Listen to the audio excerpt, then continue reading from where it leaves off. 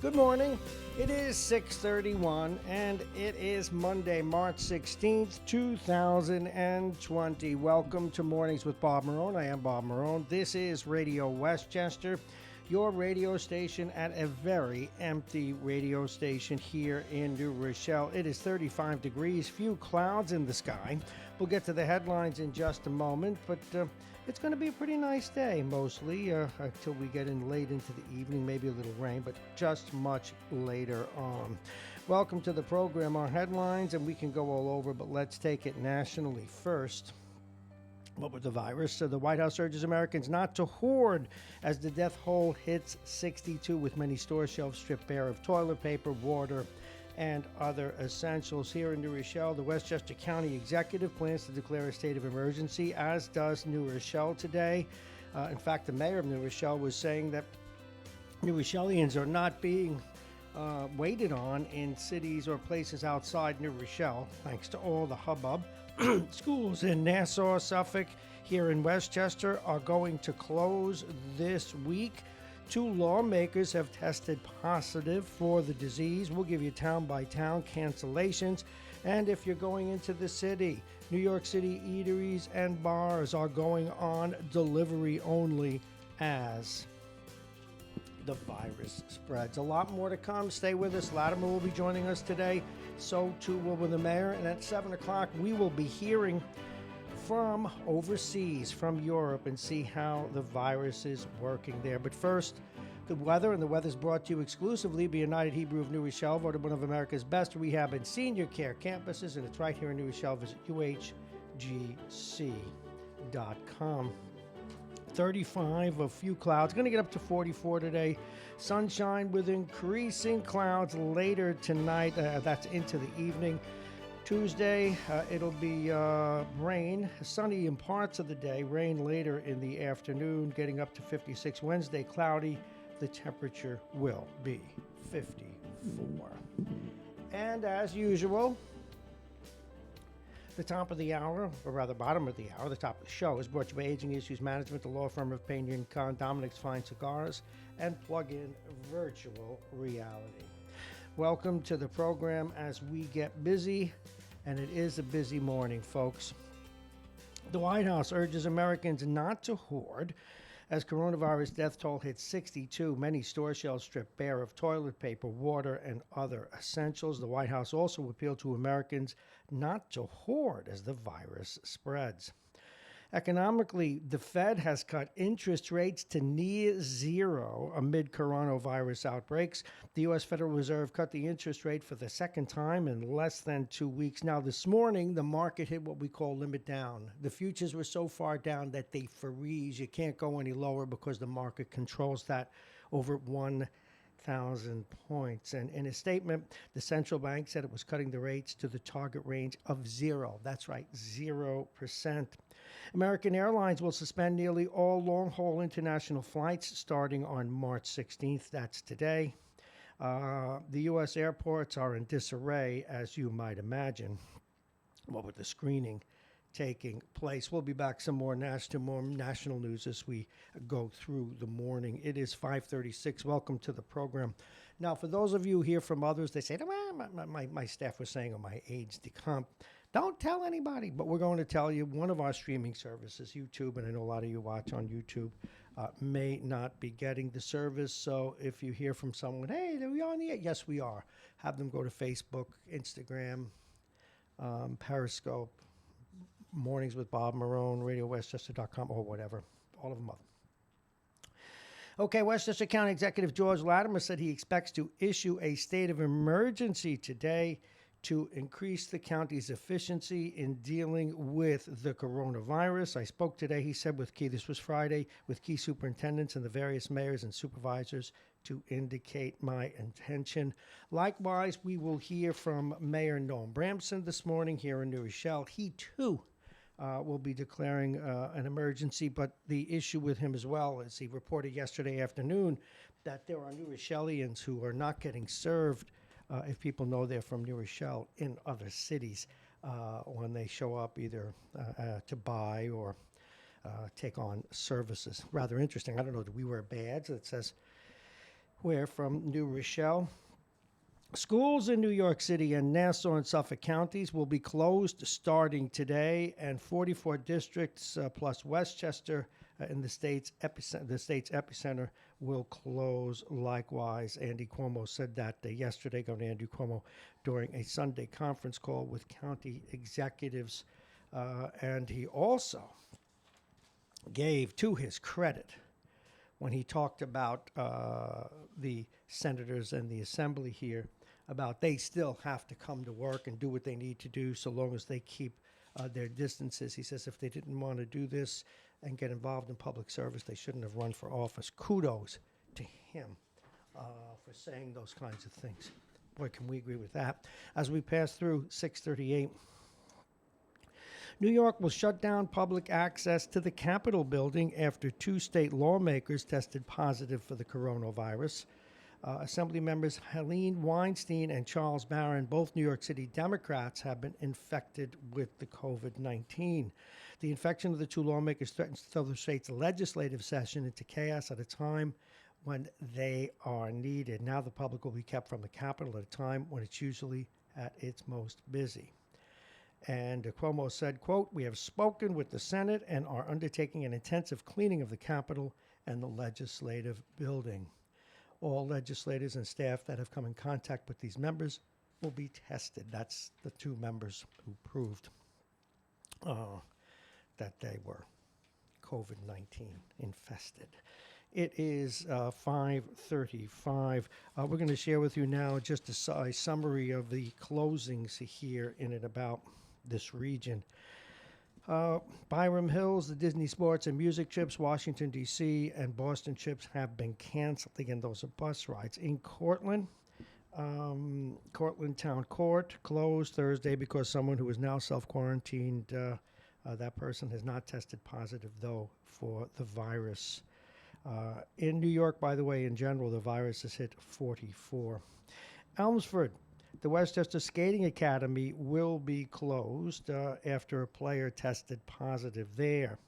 The player participated in a travel hockey game at the facility on March 1st, according to the release, which added, quote, "Out of an abundance of caution, the Westchester Academy, the Skating Academy, is having all areas professionally sanitized." Hastings on Hudson, the schools were closed Thursday and Friday.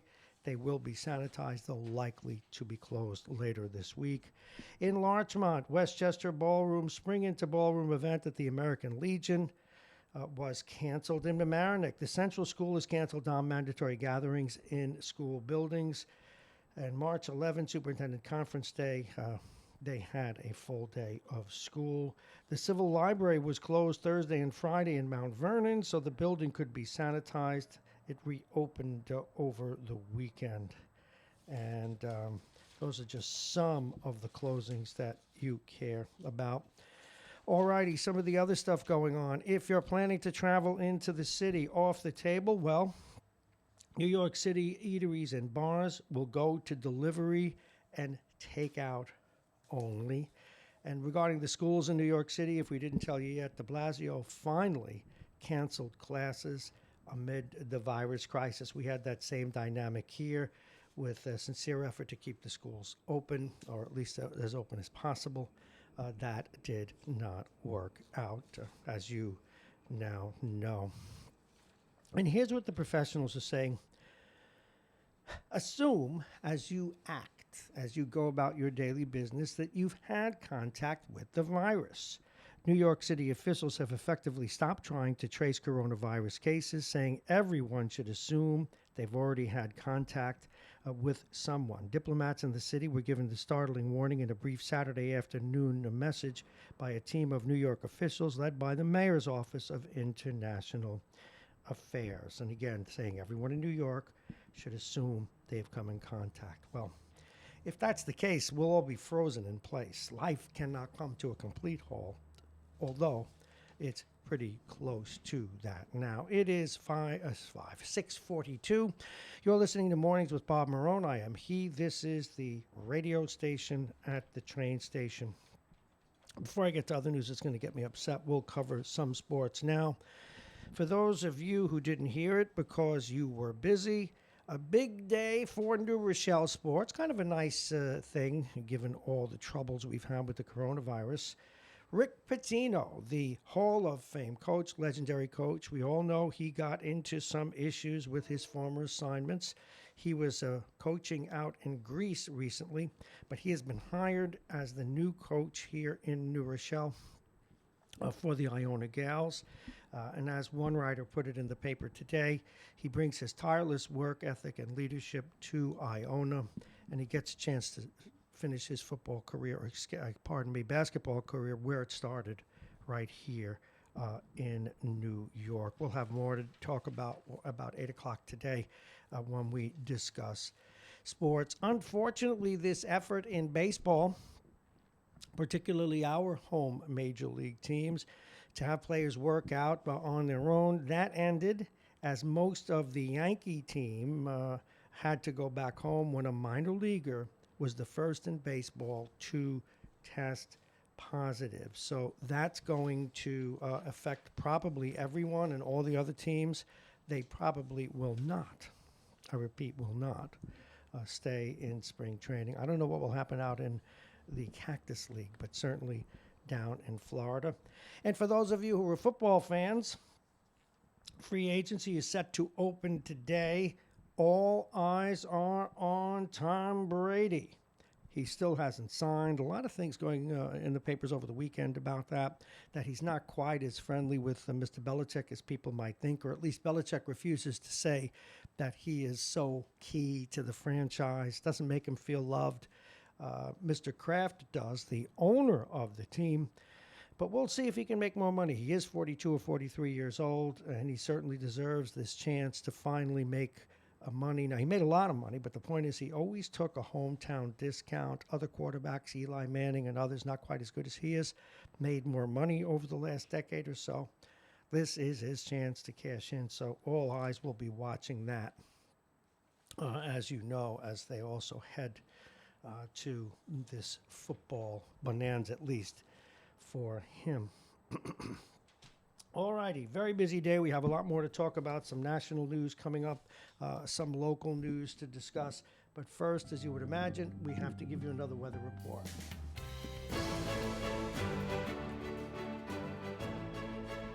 All righty. Weather. Whether or not you believe it, it's pretty nice out. Few clouds. In fact, it's chilly. It says 35 officially. It feels a little colder than that. Remember, it's still March, so don't get your knickers in a twist. Going to get up to 44 today. Lots of sunshine, but increasing clouds later in the day as we get into nightfall. Again, the temperatures getting down to the low 40s, upper 30s. Tomorrow, Tuesday, it's St. Patrick's Day. No parades and assemblies, so you'll have to have your corned beef and cabbage likely at home. And it will rain, though, later in the day. It's going to be 56 degrees. Wednesday, cloudy, temperatures getting up to 56, and the weather's brought to you exclusively by United Hebrew of New Rochelle, voted one of America's best rehabilitation and senior care campuses, and it's right here in New Rochelle. Visit uhgc.com. Now let's get into a story that bugged me, and I know we have national news to talk about and coronavirus stuff to talk about, and we'll get to that in a moment.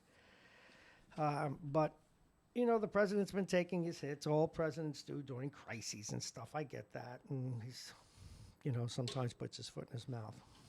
I live with that. This is going to be hard to swallow, but it is the way things roll, and I didn't even think about it. Again, an incumbent's always favored to win, and that includes President Trump. Although a lot of people are thinking that the way he's been so visibly inarticulate, and notice I said inarticulate, not incompetent. That's for others to decide.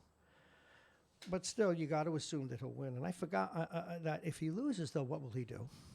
And one thing we know he's going to do, and it's already starting to come out now, not that he anticipates losing, but nonetheless, that he's going to pardon the people who were convicted over the scandal involving the Russians.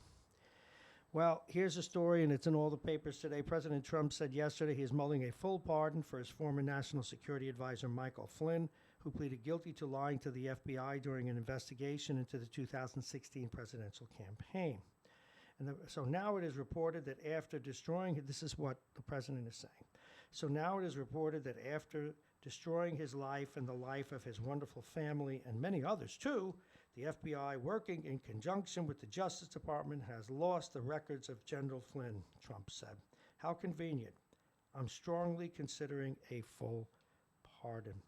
The Justice Department has recommended that he serve 6 months in prison instead of probation after he balked at cooperating with prosecutors. But he looked like he wasn't going to jail anyway, or at least that. But here's the point. I'm just steeling myself.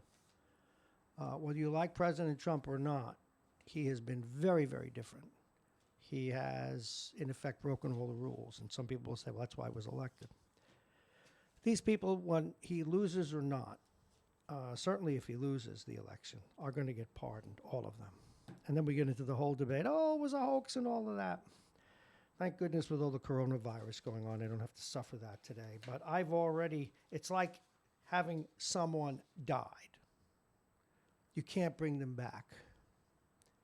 Ergo, these hopes that I've had for 3 years that some switch would click in this president, that somehow he would accept certain norms, accept certain conventions, realize that it looks terribly corrupt to pardon people who have been convicted of crimes that were prosecuted by his fellow Republicans in the first place.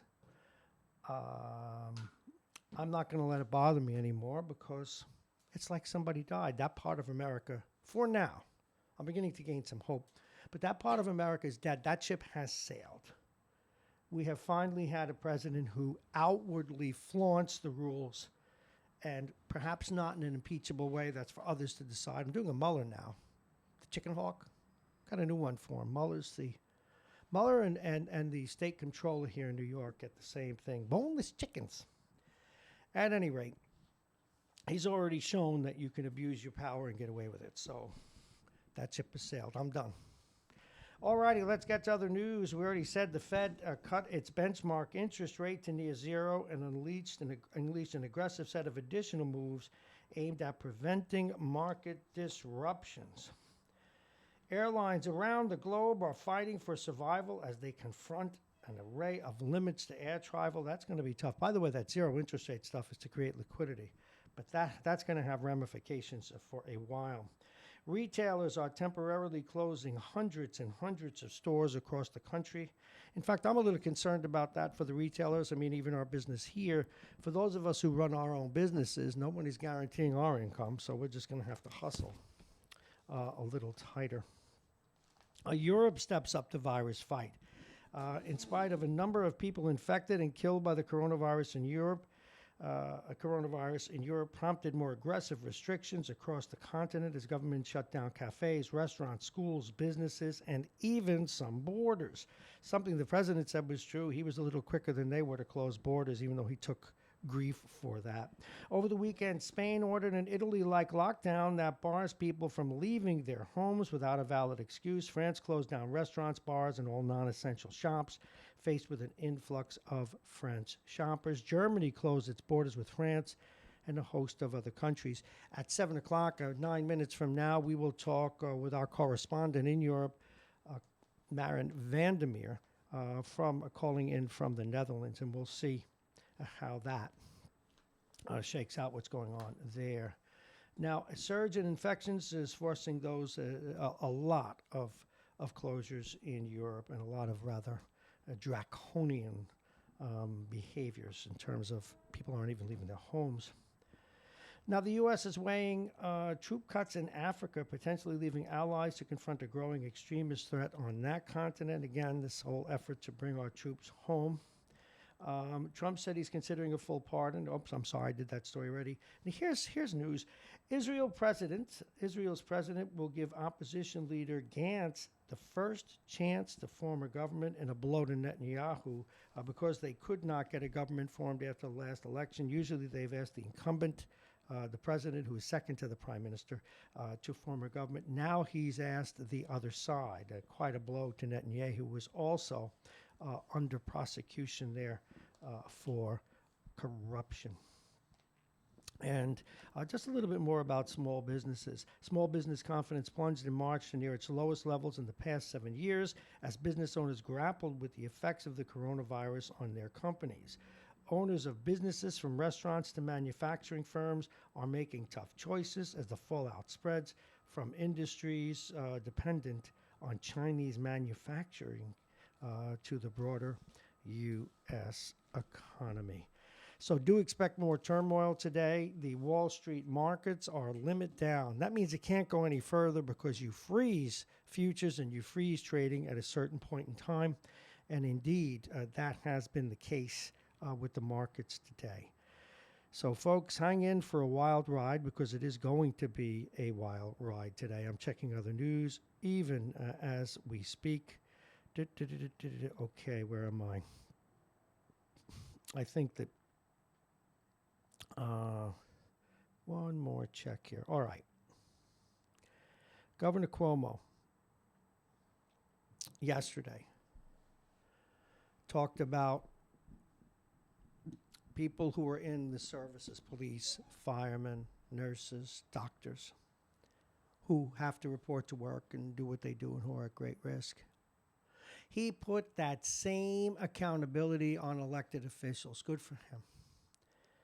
And during his press conference, when someone questioned, well, what about their health and everything, he made the point that, well, yeah, not that they should expose themselves unnecessarily, but that the legislature has to get to work because that is what they signed up for. If they didn't want to do public service, then they should do something else. It was a breath of fresh air to hear that. Now, something the president said yesterday, a lot of people, when he gets up and talks, I know he contradicts himself sometimes. And, well, it's self-evident. I'm not even going to try and explain the way he behaves.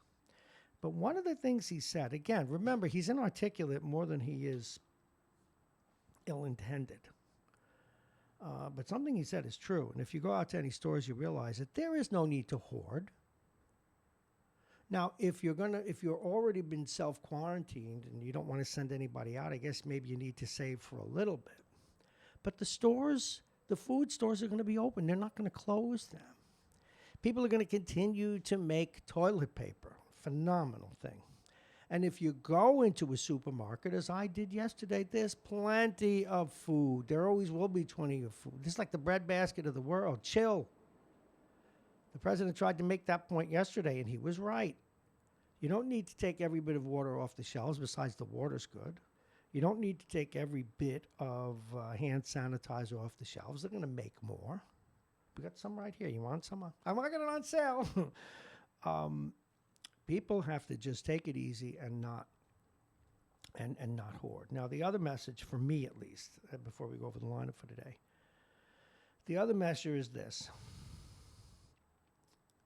If everybody stays home, if nobody goes out, if no one tends to business, if people who broadcast don't do what we're doing, and we're one of the venues and one of the things that people will depend on during a crisis, the world will just come to a halt. We can't let that happen either. 80% of us are never going to get touched by the disease in the sense that we're going to get it or have symptoms if we do.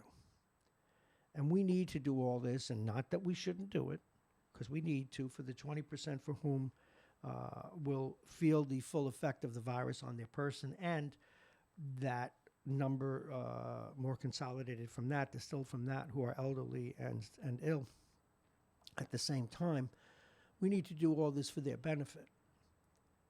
But many of us, many of you, will still have to go on and run the country and be, I don't need to say brave, no one's being a hero, but you need to be a little bit less, I don't want to say of a sissy, but for God's sakes, we need to be that way to protect that percentage of people, but also to protect those people. Some of us are going to have to be out and about and doing stuff.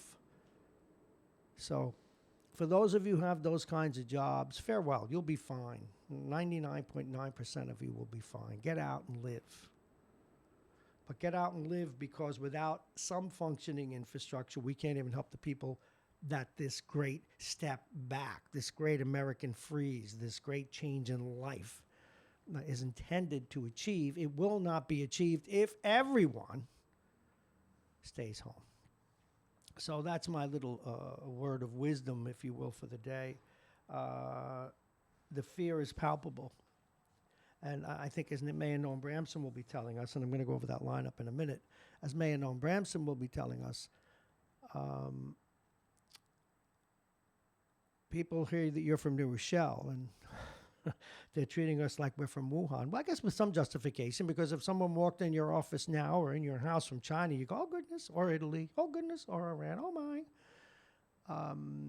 And I guess from New Rochelle. But that's only because, and again, I think the governor's been doing a tremendous job, but the calling out of the National Guard was probably a tactical mistake because it made us look like lockdown.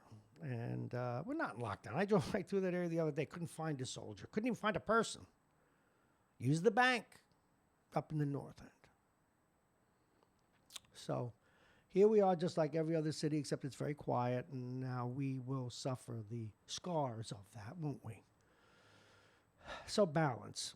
Wash your hands. If you have to quarantine. You're staying home. Listen to the radio. Listen to us. Again, we're on we're on so many different things. RadioWestchester.com, MyTuner Radio. Click on Marrone in the morning. Facebook, I understand, is having some troubles. Not us, but Facebook itself. With video this morning, probably due to people staying home and using it. I don't know. But we also are on Periscope, YouTube. No, not Facebook. Excuse me. YouTube has the problem. We're on Facebook, Periscope. What's the other one? There's so many. Instagram, you name it. Doesn't really matter. We're on just about every streaming service on the planet. So go listen to us there at 5, or is it 6:59 on this Monday. It is Monday, March 16th, 2020.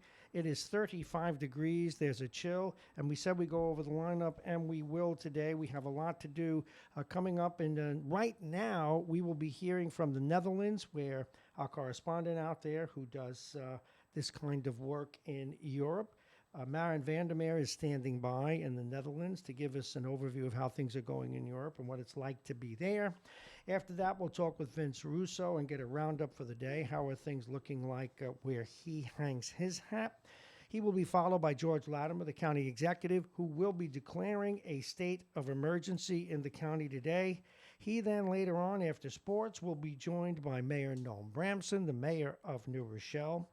And again, yesterday, he told the news, and he was upset by it, how people were treating those of us from New Rochelle as if we were lepers, and so much more coming up after that. Tom Abenante will ask him about his brothers and sisters, I guess it's one and one, who have the virus in the state legislature. But now, a man who's been with us before, and whatever we need an overview from Europe, we go to him. Please welcome Marrone Vandermeer. Good morning, Marrone. How are you? Or is it good afternoon? Good morning.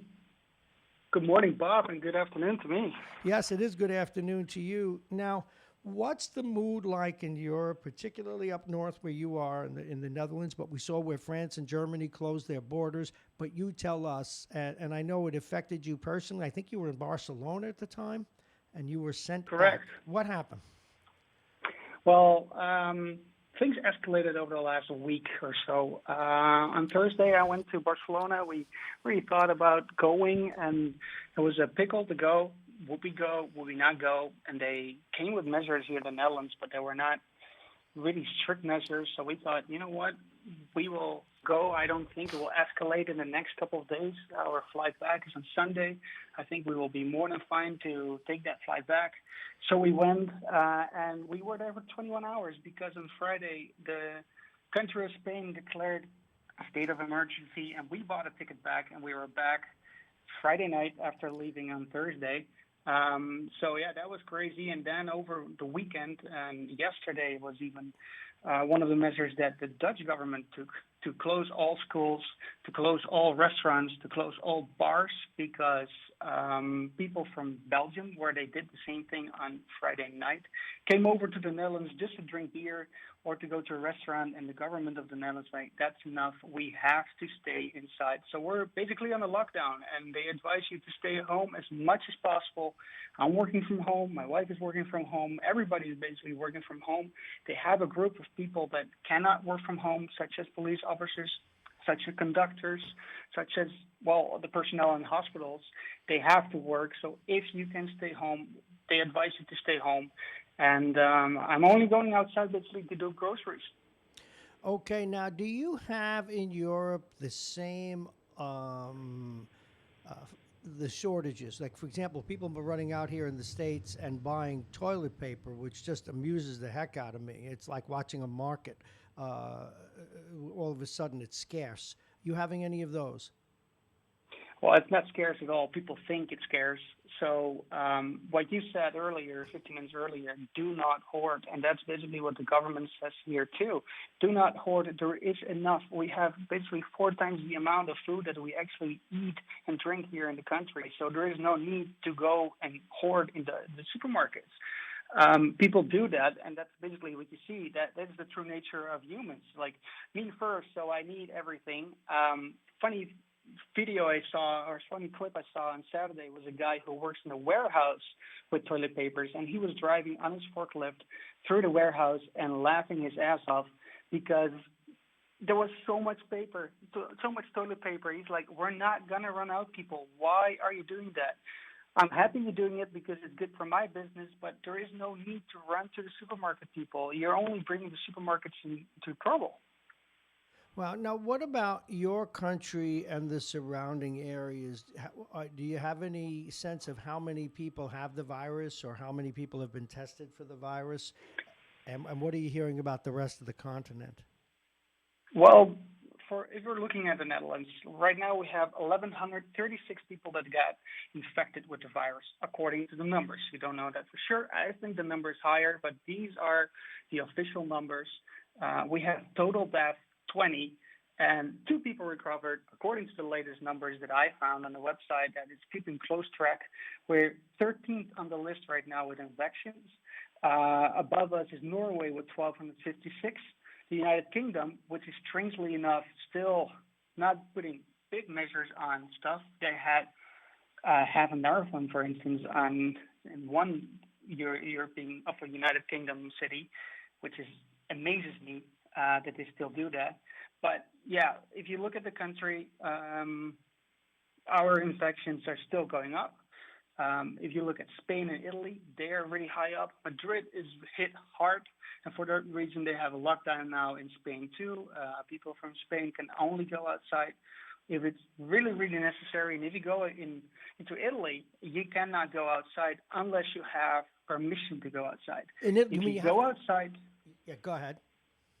if you go outside in Italy and you don't have a reason to go outside, for instance, to go to the grocery store because those are still open, if you go outside, you get a fine. Wow. All right. I'm just flabbergasted by that. Now, a question that I had, I just got a tweet from somebody, excuse me. A question that I had. The European Union, one of its great features is that those member countries can cross a border without even showing a passport or anything, or just showing it, and you don't have to, whatever the case may be, free movement. So how are countries all of a sudden closing their borders, and how is that working? Well, you can of course like close down your airport to fly to Italy, for instance. A lot of countries did that. You cannot fly to Italy anymore. They can still close down the borders. You don't have a physical border line anymore. Well, you have the border line, but you don't have to go through. You don't have to show your passport. But if you go in your car, they can still close down the highway or make it into one lane and then check every car. Right now, we don't have closed borders with, for instance, Belgium, which is south of us, and also not Germany, which is east of us. We can still go into Germany, but for instance, Germany closed down the borders with Czech Republic and Switzerland and Austria. But that's why I'm saying it. How is it that you can close a border that is now by definition open. I guess it can't be the way it used to be before the European Union. I mean, people are still going to be moving, I would think, somewhat freely. No, in other words, I've not been there in a while. I'm trying to get a sense for what it's like to cross the border in the European Union these days. They closed down the highway. I see. They just basically closed down the highway, and police are patrolling. So whenever you want to cross the border by car, you cannot go.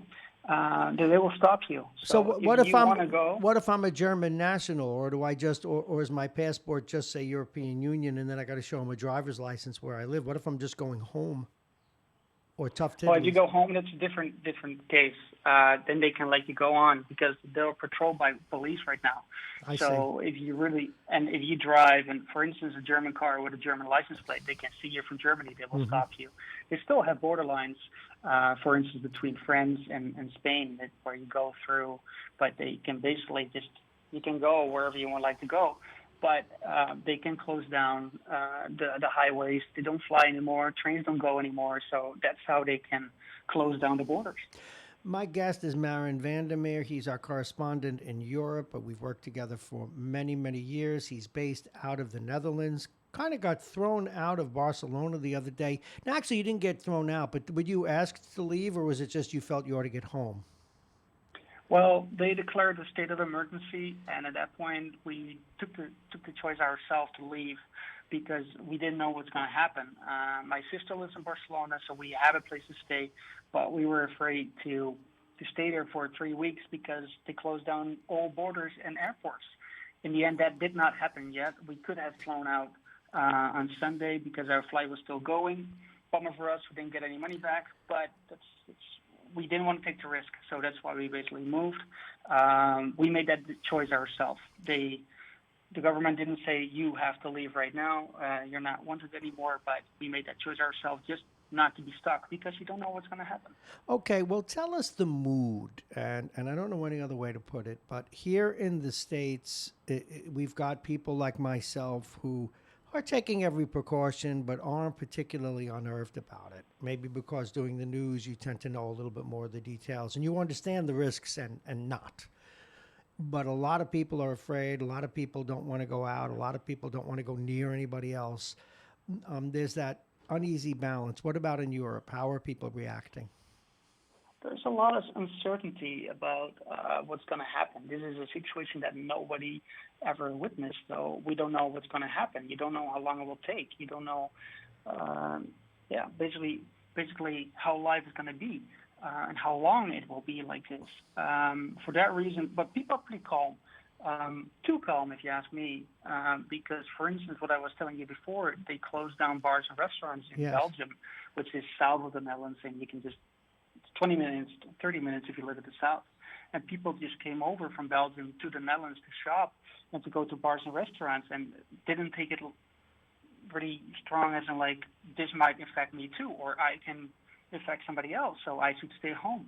And I think slowly that's now coming to the realization of both Dutch and Belgian people, I can make a difference too. I should stay home just as much as possible because it's not that, like you said earlier, that you should live life. You can still go outside for a walk or whatever, but we should get the flow or the wave of infections down. Right. Because then we will make sure that the hospitals can get all the people that are sick and help everybody. Because if the momentum of the wave of the infections is getting too high, then we're in serious problem, and that's why we have lockdowns to reduce the wave.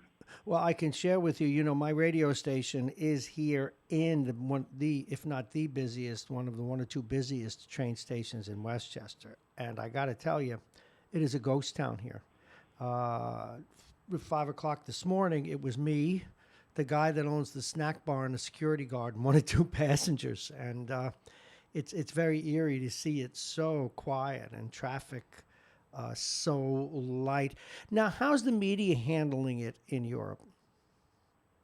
Well, that's one of the cases. Like, media is constantly, just like you, on Corona, telling us about it, like giving us the latest numbers of infected people, but also death. And of course, it's really important to make sure that everybody knows what measures the government took, closing down the schools, closing down bars and restaurants.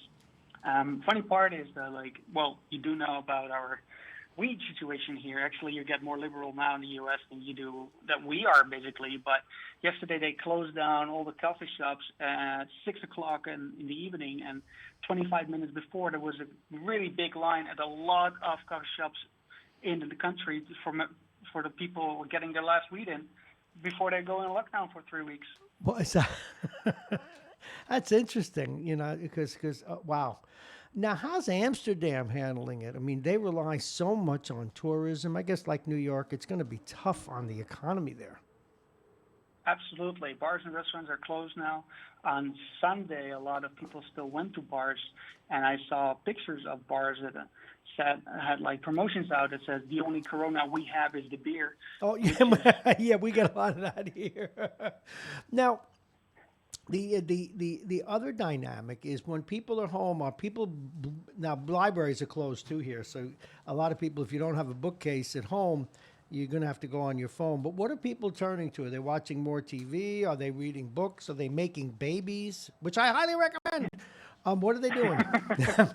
What are they doing? Well, they're doing the same. We have all streaming companies so you can watch TV. I still have to work. A lot of people still have to work. Yeah, I have to. You have to read books, play games. You can still go outside for a run or a walk, but just don't go outside and have too much contact with other people. Like, don't go to shops, don't go to bars. Well, they're closed anyways, but like that's basically what they want to do: keep people inside. It's not whenever you go outside you get infected. That's not the case. But right. It's basically avoid all contact as much as possible. Well, I guess I feel for your small businesses as I do for the small businesses here. And wow. Anything else you want to tell us about what's going on in Europe before we send you on your way? Anything of note? Well, basically what you said about small businesses and businesses here is that the government has promised money to give to companies, for instance, hotels, restaurants, cafes, but also small entrepreneurs. They need their money. So, and thinking about also the airlines, KLM is a Dutch airline, and they have to lay people off, and they're for sure going to turn to the government to ask for a fund and to get some more money to survive, basically. I don't know what their situation is. I don't know how much money they still have to keep their business going. But the last thing you want is all those companies to go under. Well, no, I'm sure the governments are going to take steps to do that. Same here in the States. Marrone, I can't tell you enough how much I appreciate you making time for us today. And before you go, do you have any elderly parents or grandparents that you're concerned about, and are they taking the right precautions? Oh, they are. They are staying home. I called an uncle. I said, please stay home. Don't go anywhere. He's like, I'm not going anywhere. My mom is home, and she's safe. So yeah, people just have to look at themselves, like stay home as much as possible, and think about the elderly people that are more vulnerable for this virus. So don't go to your grandma because it's her birthday. Sorry, grandma, but we'll come back later. Oh, I love it because I have a very nasty birthday coming up in a few days, and everyone should stay away and not remind me of it. Marrone Vandermeer, thank you very much. We'll probably check in with you again later in the week. Our correspondent in Europe. If you want to plug your company or your full-time gig out there, please feel free to. Well, I'm working for a hotel, and we really feel it now. But yeah. We will survive, and then you can come back and we'll tell you all about our company. All right. Thank you so very much. Take care. Marrone Vandermeer, our man in Europe, as we come up now on 6:16, and we share just one little, well, not one little, just another weather report. All right. It's 35. The sun is up. The sky is clear. And we're going to get up only to 44 today, not quite the 70, almost 70 you felt on Saturday, or 60 yesterday. Few clouds in the sky until much later. The sunshine will turn into clouds this evening as we get into the temperature getting back down into the upper 30s, or low 40s. Just chilly. It's still March, Tomorrow, St. Patrick's Day, the wearing of the green. And that's about all you'll be able to do because you won't be able to go to a bar and get your Guinness. But we'll delay it and probably have some parties down the road for those of you so inclined. It will rain later in the day, but the temperature will settle in at about 56. So we'll take that. And on Wednesday, more clouds, but just clouds, a temperature range around the mid 50s. And the weather is brought to you exclusively by United Hebrew of New Rochelle, voted one of America's best rehabilitation and senior care campuses, and it's right here in New Rochelle. Visit uhgc.com.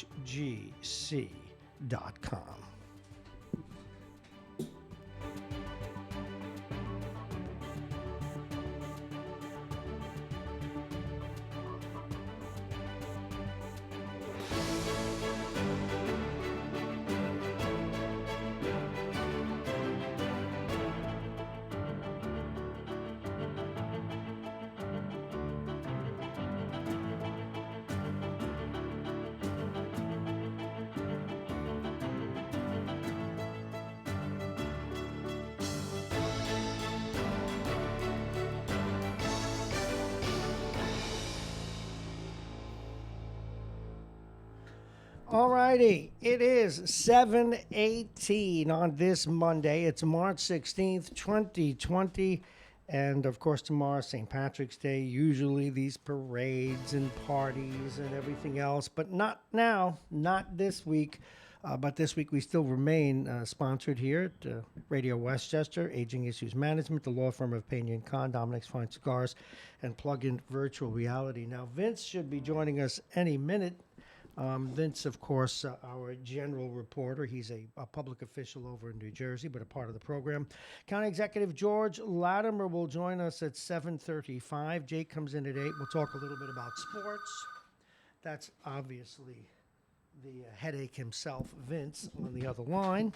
After that, at 8:20, we'll talk with Noam Bramson. We'll open up the phones a little bit after that, and then we'll talk with Tom Abenante, our assemblyman, not ours, but one in the center of the county, but very vocal, and one of those people who holds the governor to account.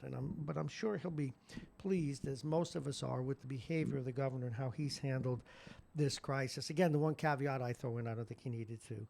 I think he did it with the best of intentions, but I don't think he needed to call in the National Guard because it just put a scar on us and a red light, and not a good one, regarding this wonderful city here in New Rochelle. At 9 o'clock, Bob Cox from the Talk of the Sound will join us as well. Right now, as we pass through or get up on 7:20, please welcome Vince Russo. Good morning. Hey, good morning, Bob. How are you? Now, you had to go out to the airport, did you not? You've got family in, or were they stuck here in the city? No, well, I got my wife is returning from Georgia today. I have to go to Newark, and my brother is here, and he is returning to San Francisco tomorrow. Okay, and so far their flights are still running. Are you sick again? No, I'm just a little congested from waking up. That's it. Wait. Are you? Can you see me? I can see you. Good. Just in case you're infected with the disease, I'm spraying Lysol on the mic. You disease person, you. Oh, gee, look at that. Nah, so you got up late today. Were you out partying? Oh, there's no place to party. What are things like over in New Jersey, right across the Hudson from this great county? Well, just like most municipalities, we've closed the schools, we've closed the libraries. The Borough Hall remains open because we don't get a lot of foot traffic.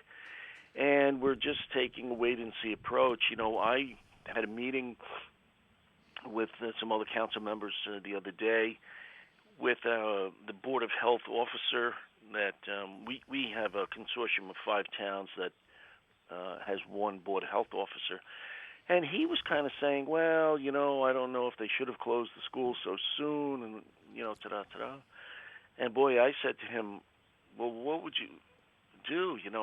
Wait till there's an outbreak in the schools and then close, and you'd have the parents on the front lawn with pitchforks. It would be crazy. That would be pretty funny, actually. Yeah, you would, but and the alternative, though, with all the schools closed, I don't know how people are dealing with it because they count on that. They don't have babysitters. Yeah, Uh, that's tough, and what they did here was have some online instruction. The kids are supposed to log in and do this baloney. Fat chance. And I was saying to someone yesterday that what the school should have done was look, the kids are on furlough until here we closed through April, I think 13th, I think it was. It's Hmm. they included spring break in there. Sure. And what I think that they should do is just say the kids are on furlough. Once this thing blows over, we're going to resume from where we left off. And if we have to, have school into the summer, we have school into the summer. And they say, oh, the teachers union will never go for that. Well, too damn bad. It's a national emergency. Oh, you think those teachers' unions cares? They're the most flagrantly. How did we ever swing that way? When you and I were back in the day when we got out of school and we had friends that became teachers, they didn't make much money. They were fearful for their lives, and that hasn't changed, at least in New York City, the school system run by a racist. But be that as it may, uh, we all wanted them to make more money, knew how important their jobs were, have a good system for true tenure, which is how I'll phrase it, and be able to have wonderful careers and retire. But somehow it became this uber powerful union that views students as widgets to make money rather Yeah, well, and I think the genesis is exactly what you said, and that is, teachers were paid lousy, and it was a hard job and things like that, and they felt that they needed to have a strong union so that they can at least get some decent salaries and benefits and things like that. And you're right, it then morphed into this whole thing where you can't possibly deviate. Like in this case, they wouldn't say, well, yeah, we have to make up if it's 4 weeks, we have to make that up, and instead of closing, I don't know what they close, June 30th or whatever, go into the summer. Truth be told, you'd get pushback from the parents too. Well, yeah, no, well, that's true, but um, I don't know what the right answer is, and that's obviously what you all signed up for when you run for office. Did you hear Governor Cuomo yesterday was really upset with his legislature? They were being reluctant to go in and vote for things that needed to be voted for to get funding. He's going, this is what you signed up for. That's why I rail on judges all the time. You ever get the guy's going to the electric chair? Well, the judge is out having dinner. Tough shoot, judge. Go home. If you don't want, you have a sacred job. In fact, let's assume there's no God for a moment, which is easy for me to do, not so much you. Let's assume there's no God. You have then one of the more sacred jobs in the universe, you piece of spit. You don't want to work past 4 o'clock. Go into a different line of work. Marrone was talking about, all various businesses closing and things like that. And I don't think that they've closed, bars and restaurants here yet, although I believe that they should. But, I was talking to parents yesterday, and they were saying, oh, yeah, the kids, once the kids finish the online instruction, we're going to all get together. All the mothers are going to get together, and maybe we'll go to a park or do this or that. And I'm saying, are you people out of your mind? You can't be congregating. You can't be mingling with other people. You don't know. Yeah. They take it for granted, because we're here in a sort of upscale suburb that this is not going to reach out and touch one of them. Sure it is. Well, I'm wrestling. Of course it is. I'm wrestling right now with whether to ban, and I haven't done it yet. But today may be the last day that I have guests in studio. I think you should do that. I have to do that. I think out of respect for everything, and but also I need to be what I do. Now I can do this from anywhere. Now we've put together the technology. I can take this show on the road. But again, being here in the train station sends a certain signal. But I want to balance the signal. I want to cooperate with everything, but some of us need to be here to do this. Right. This is the time when people rely on what we do. So, but I'm realizing that I may have to limit access to the station. I mean, Jake comes in and he's a part of it, but even he takes the train here. Yeah. So yeah. You should do that. I mean, you've got to be cautious. It was interesting last night. I watched the debate between Biden and Bernie Sanders. I'm glad you're making use of the time staying home. Go ahead. And, I thought that Joe acquitted himself very well. Yeah, Bernie's toast. Bernie, one thing that Joe hit out of the park, and Bernie was going on and on about, the universal health care and have, one payer and blah, blah, blah. And Biden looked at him and he said, well, it didn't work so good in Italy, did it? Good, so I'm glad. Just all Biden has to do is not go totally and forget what day it is, and he'll be fine to get to the nomination. He had no missteps yesterday. Good. He wasn't, spectacular or whatever, but he didn't stumble. He didn't forget, what he was doing or anything like that. And I think the venue lent itself to that. I think having just one person, and maybe even not having an audience. I don't know I doubt if he gets flustered in front of an audience, but I thought he was good. Bernie was good too. He made he has a message, points, no question. Yeah. So the big takeaway, of course, is that Biden said he was going to have a female vice president. So my biggest fear is he's going to pick that knucklehead Kamala Harris because it's not going to be Harris. It's going to be. She fits a number of important spots. Yeah, but he's going to pick the governor of Detroit, or he's going to pick that woman whose name I never pronounce. Amy Klobuchar. Yeah. I don't think he's going to go. She's got too much baggage at this point. Although I understand that Bernie then turned around and said that he too would choose a woman. See, I guess they feel they need to do that. I don't like the idea of picking a vice president before you get to the convention. I think you need to put your finger in the air and see how the polls are going. But I guess they know what they're doing. But you know what's interesting? Yesterday, my ex-favorite columnist, who now I love to sort of not hate, but Michael Goodwin, whose lips are so attached to the president's butt that you need a torch to get it unattached. But he said something interesting about Bernie today that I didn't necessarily disagree with in tone, but I disagree with the way he worded it. And his thing was that Bernie Sanders hates America. Well, Trump. Well, yeah, but here's the point. Trump's supporters are glad to say that he hated America. But then they'll tell you, well, no, he hated all the corruption and he hated all the stalemate. No. People who run, I am no Bernie fan at all, but people who run against the status quo by definition hate the way things are. And I find that kind of nonsense to be so one-sided. But again, once he got that gig, once Goodwin got the gig to be the apologist for the president, really, he's going to get an STD. Yeah.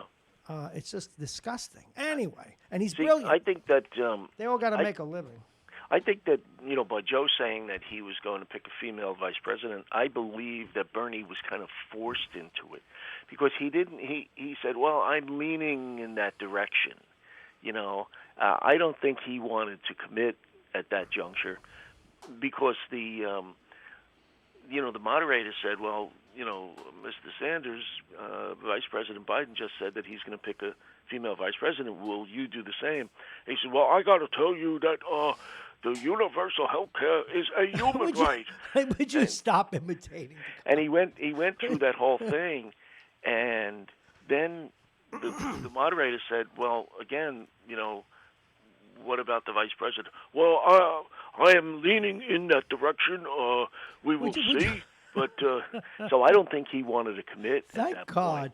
Isn't it interesting, by the way? Now, you could do that with Bernie Sanders, and Brooklyn people are not upset with you. You do, but you can't do many imitations these days anymore. You'll be sexist, racist, but the whole. It's just it's you. So I now indict you, sir. Yeah. Hey, did you see where the president's go? I want you to know I'm cured. I am going to go to church today and say, God, thank you for freeing me. When I saw that the president is probably going to pardon Flynn, it doesn't even bother me anymore. No, because now the people that support the president now do so totally in defiance of reality. Yeah. Ergo, at least all that can be known is known. In other words, there's nothing else to do. There's nothing else to say. There's no other behavior by him that could be any more egregious unless he does shoot someone on Fifth Avenue. So I'm not upset anymore. It's just that the truth is out there and they don't care. Yeah, I know. So he's going to pardon everybody. And no one's going to view it as an abuse of power because the law allows it. Yeah. So I'm cured. Yeah, I know I'm cured. what you mean. No, I'm cured. I'm good.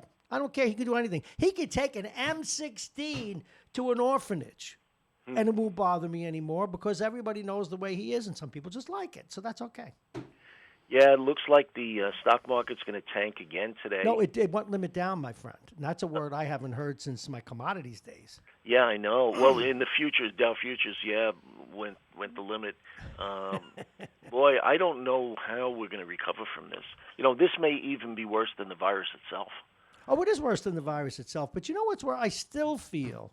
Now, I'm not one of these people who thinks that we should go out. In fact, I'm going to be talking. Jake's here. Maybe we got to tell him to work from home tomorrow. And I'm certainly, I think when Bob Cox comes in today, he'll probably be the last guest we have in person. But I do think that we can take this too far where essential things won't happen. Because at the end of the day, you can't get the mule up the hill if you don't have a mule.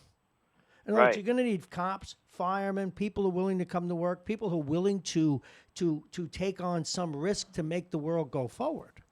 And it's always been my intent in life to be one of those. I don't want to be someone cocooned in their home who's not helping carry their weight.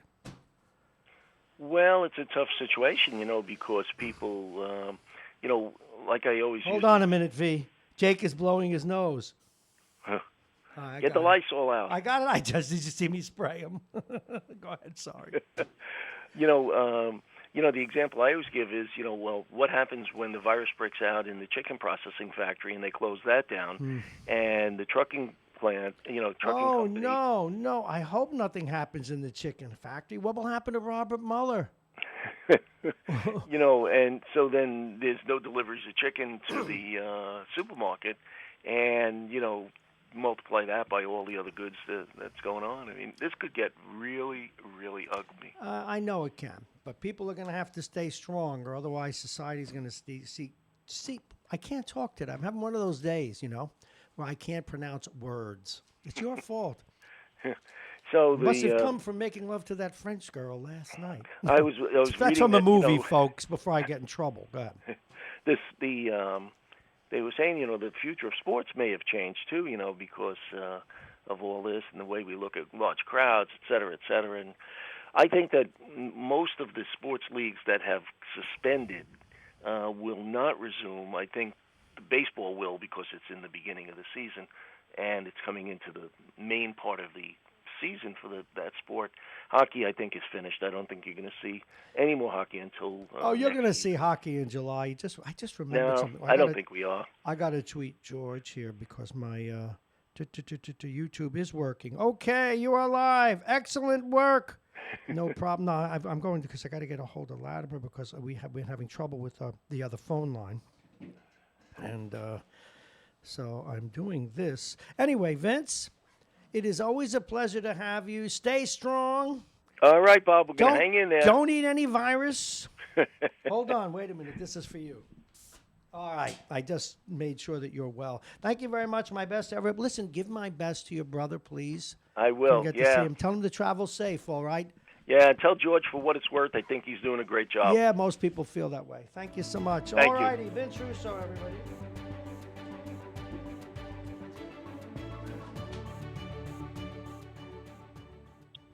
God, I hope the phone is working right. I'll have to have the county executive call in on another line. County Executive George Latimer, as promised, is with us and always on time.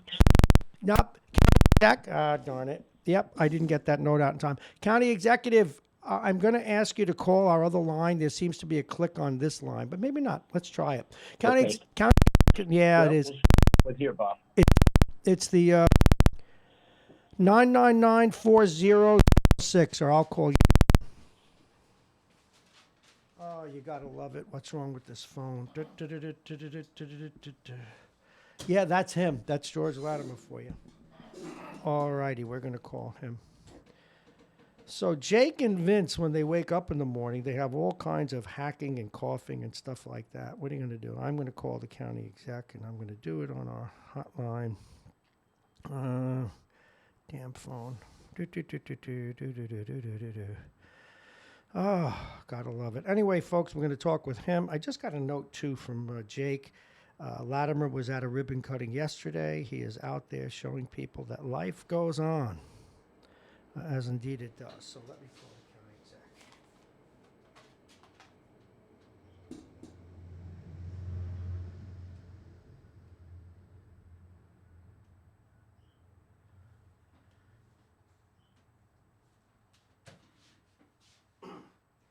Here we are. Better hook up this way. Alrighty, folks, from the magic of technology and Jake's note here, we are current on the telephone with us right now, and he has been out and about. My spies, and one of them right here in the room, tells us that the county executive was cutting a ribbon yesterday at a candy store in Larchmont. I think today is going to be declaring an emergency, a state of emergency here in Westchester County. Please welcome County Executive George Latimer. Good morning, County Executive. Good morning, Bob. How are you this day? Very well. All things considered, I'm fine. In fact, I realize I have to take the next step now, maybe after today, not have any guests in the studio and play my part. We're all making those decisions now, Bob, every one of us. No, I know. Now, you yesterday, one of the things you have done, and we were just talking about this before you came on, and I know you have some announcements to make, but there is a sweet spot for people who need to keep things running, like yourself. On one hand, to try and alleviate the fear that's out there, but on the other hand, get people to comply. Hence the ribbon cutting yesterday. Hence you had dinner the other night in the so-called closed zone. How do you balance that? It is a balancing act, and I think the important thing is to look at the on-the-ground reality day by day. Go back 10 days ago, we had a basketball tournament, high school basketball tournament at the county center. Mm-hmm. At that point, the degree of contagion was not sufficient enough to warrant shutting down the tournament. If that tournament was this week, we would have shut it down. The advance of the contagion is what makes the difference. Now, going out to dinner or going out to breakfast, let's say, at this point is still acceptable, but you have to social distance. So, when I go to a restaurant, and I have done that a number of times, I make it a point of taking a seat far away from where other people are. And ditto, I encourage other people when they come in, don't sit right next to me. Why don't you sit there and give at least some business to these businesses that are really dying? I mean, they really have they really have almost a deadfall in terms of their economics. However, that can change, and I would not say that today on Monday, what I might do tonight might be something that I would not do on Friday. The way I said it to somebody is I said wisdom on Sunday might turn out to be foolishness by Friday. So we have to observe what the circumstances are. That's very true. When we declare a state of emergency later today, and I've been slow to do it because I wanted to make sure I had all my ducks in a row, that I understood exactly what the parameters were for making this declaration, that I think we're now ready to start looking at the more severe activities for social distancing, for cancellation of things. We've canceled a lot already. I'm not doing a daily report anymore because it's not warranted in terms of the lack of things. On the other hand, yesterday they had a grand opening for a dessert shop, which is what that was, just desserts, in Larchmont. And, the grand opening did not attract a crowd of 50 people. It attracted some of the local elected officials. We were greeting a new business into the area, and that was the purpose of doing that. That was the only public event I did yesterday. And so I think there's a question of, size and scope that determines whether you do something or not. Yes, absolutely, and I'm sure you're busy skirting that. Now, the state of emergency that you will declare today, County Executive, what will that mean, and how will it affect the lives of Westchester folks? Well, what it does is it gives me the power as County Executive to deal with certain issues that under normal ability to, control whether or not there is, whether or not there are certain gatherings, there are certain actions and functions that happen outside of county government alone. As county executive, I can control whatever the county government structures or does. Under state of emergency, that gives me powers over things that involve municipal governments. Now, in speaking with local mayors and supervisors, I've indicated I don't intend to use this arbitrarily. I intend to talk with them and discuss so we have consensus on something. You've seen Hoboken shut down bars, and they may get to that point, or restaurants or parks. I'm not going to do that unilaterally, but by taking on the authority to do it, if we have a consensus, then we can do it in a moment's notice effectively rather than having each person figure out how to do individual orders community by community. And we may have to act quickly as things evolve. I think you set that tone early in this conversation. Every day requires a new set of decisions, so it seems. So you will make that declaration today. What is your sense, the mood in the county? The governor, I thought, gave a great talk yesterday. In fact, holding the legislature accountable. He certainly set a nice example. What are your biggest concerns right now? Well, I think, for the immediate purposes that we have right now, it is trying to cut down the workforce in the county and by extension in other places where we feel, and the leader of each business, each not-for-profit, each government, each house of worship, to determine how many of their staff people they can run on effectively and allow the rest to work from home. Not lay them off. Let them work from home. Let them not be out there in the middle of the contagion zone if they can avoid it. That's an immediate task. Looking forward, my greatest concern that the local government can be involved in is helping identify places for mobile testing stations and places that could be used as makeshift hospital rooms. If we get to the point of maxing out the hospital rooms that we have, if Italy and China are examples, we will max out the number of available hospital beds. So we're looking at the county center as a possible place. We're looking at what eminent domain for some limited period of time, take over the empty Arrowwood facility and use it to isolate individuals who can't be isolated in their homes because they live in an apartment building. What is our capacity to utilize other public settings for a variety of different purposes? Those things are unthinkable under normal circumstances. But if the Roman Catholic Church is going to shut down masses, if the Masters Golf Tournament is going to postpone their tourney, if Major League Baseball, NBA, and the NHL are all going to suspend their operations, this is no ordinary time. This is no hoax. This is no political get somebody politically. And the people who advance those theories are out of their minds. They're so besotted by ideology that they can't see that the Catholic Church and Wall Street and Augusta National Golf Course are not playing politics. They're dealing with something that's real. Now, Bob, if it doesn't materialize in its worst form, that doesn't necessarily mean that it wouldn't have. So you make prudent actions. You take prudent actions on the worst-case scenario basis. Of if the course. worst-case scenario doesn't happen, great. We're all happy. It didn't get as bad as they said. But if you plan that this is nothing, and then it turns out to be something, people will die. Absolutely, and that voice you hear is that of County Executive George Latimer. This afternoon, he will be declaring a state of emergency here in Westchester County, and we're talking about the things he's most concerned about. Now, of course, the drive-in testing center was set up at a county park, at Glen Island Park. What kinds of reports are you getting from there, County Executive? Well, it's advancing the number of tests dramatically, but we were way behind. Let me tell you, the day that site opened, we had diligent state and county health officials, and only the state health official can administer the test. The county officials were with them to assist. We were doing maybe 100 a day of tests. We were 2,800 tests behind the day we opened that mobile testing station. Now, I'm told that the first day of operations, which would have been Friday, they broke 250 tests alone. So the normal 100 tests, plus the 250 at the mobile station, gave us, a big jump up over what we've done before, and that they say the capacity of the mobile station, mobile testing station, could be as many as 500 tests a day. Mm-hmm. Now, if you have a backlog of 2,800, let's assume that backlog's a little smaller now, you're adding to it every day. I got calls all weekend long. A police officer picked up a suspect. Mm-hmm. They arraigned him. He said, I have the disease.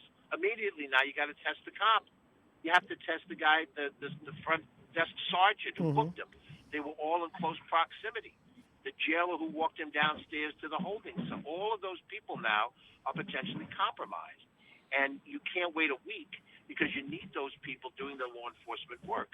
You need the nurses and the orderlies inside a nursing home. Mm-hmm. When somebody says, we've just picked up a patient, they may be COVID-19. All the people that interacted with that patient before they knew, they didn't put on PPE, like the spaceman suits that people look at, they freak out when they see it. You need to have those kinds of things on you if you're going to deal with a COVID patient so you don't get the disease to yourself, the worker.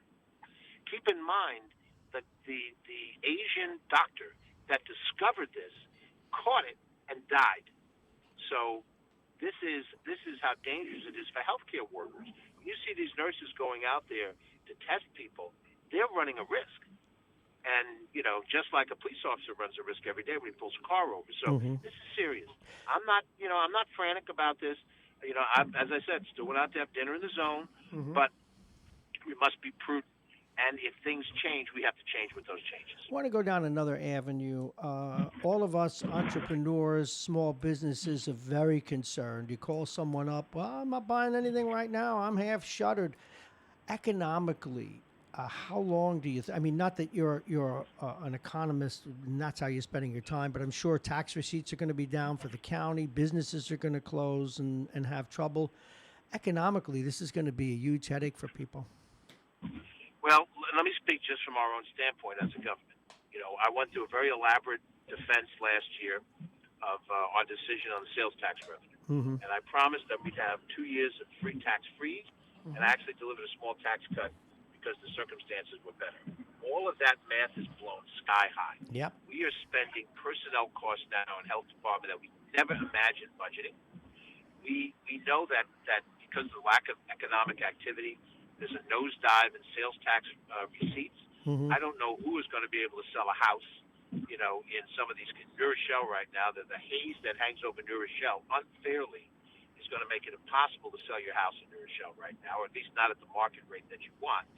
So you're looking at, I think, I don't want to predict it, but I think you're looking at a recession. I think we're going to hit a recession here.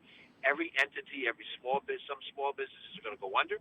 The federal government has the resources if they choose to. Because, look, they ran $1 trillion extra deficit to give out tax cuts as they did in that bill for those of a high upper level of the corporations. So they were prepared to go $1 trillion in the hole.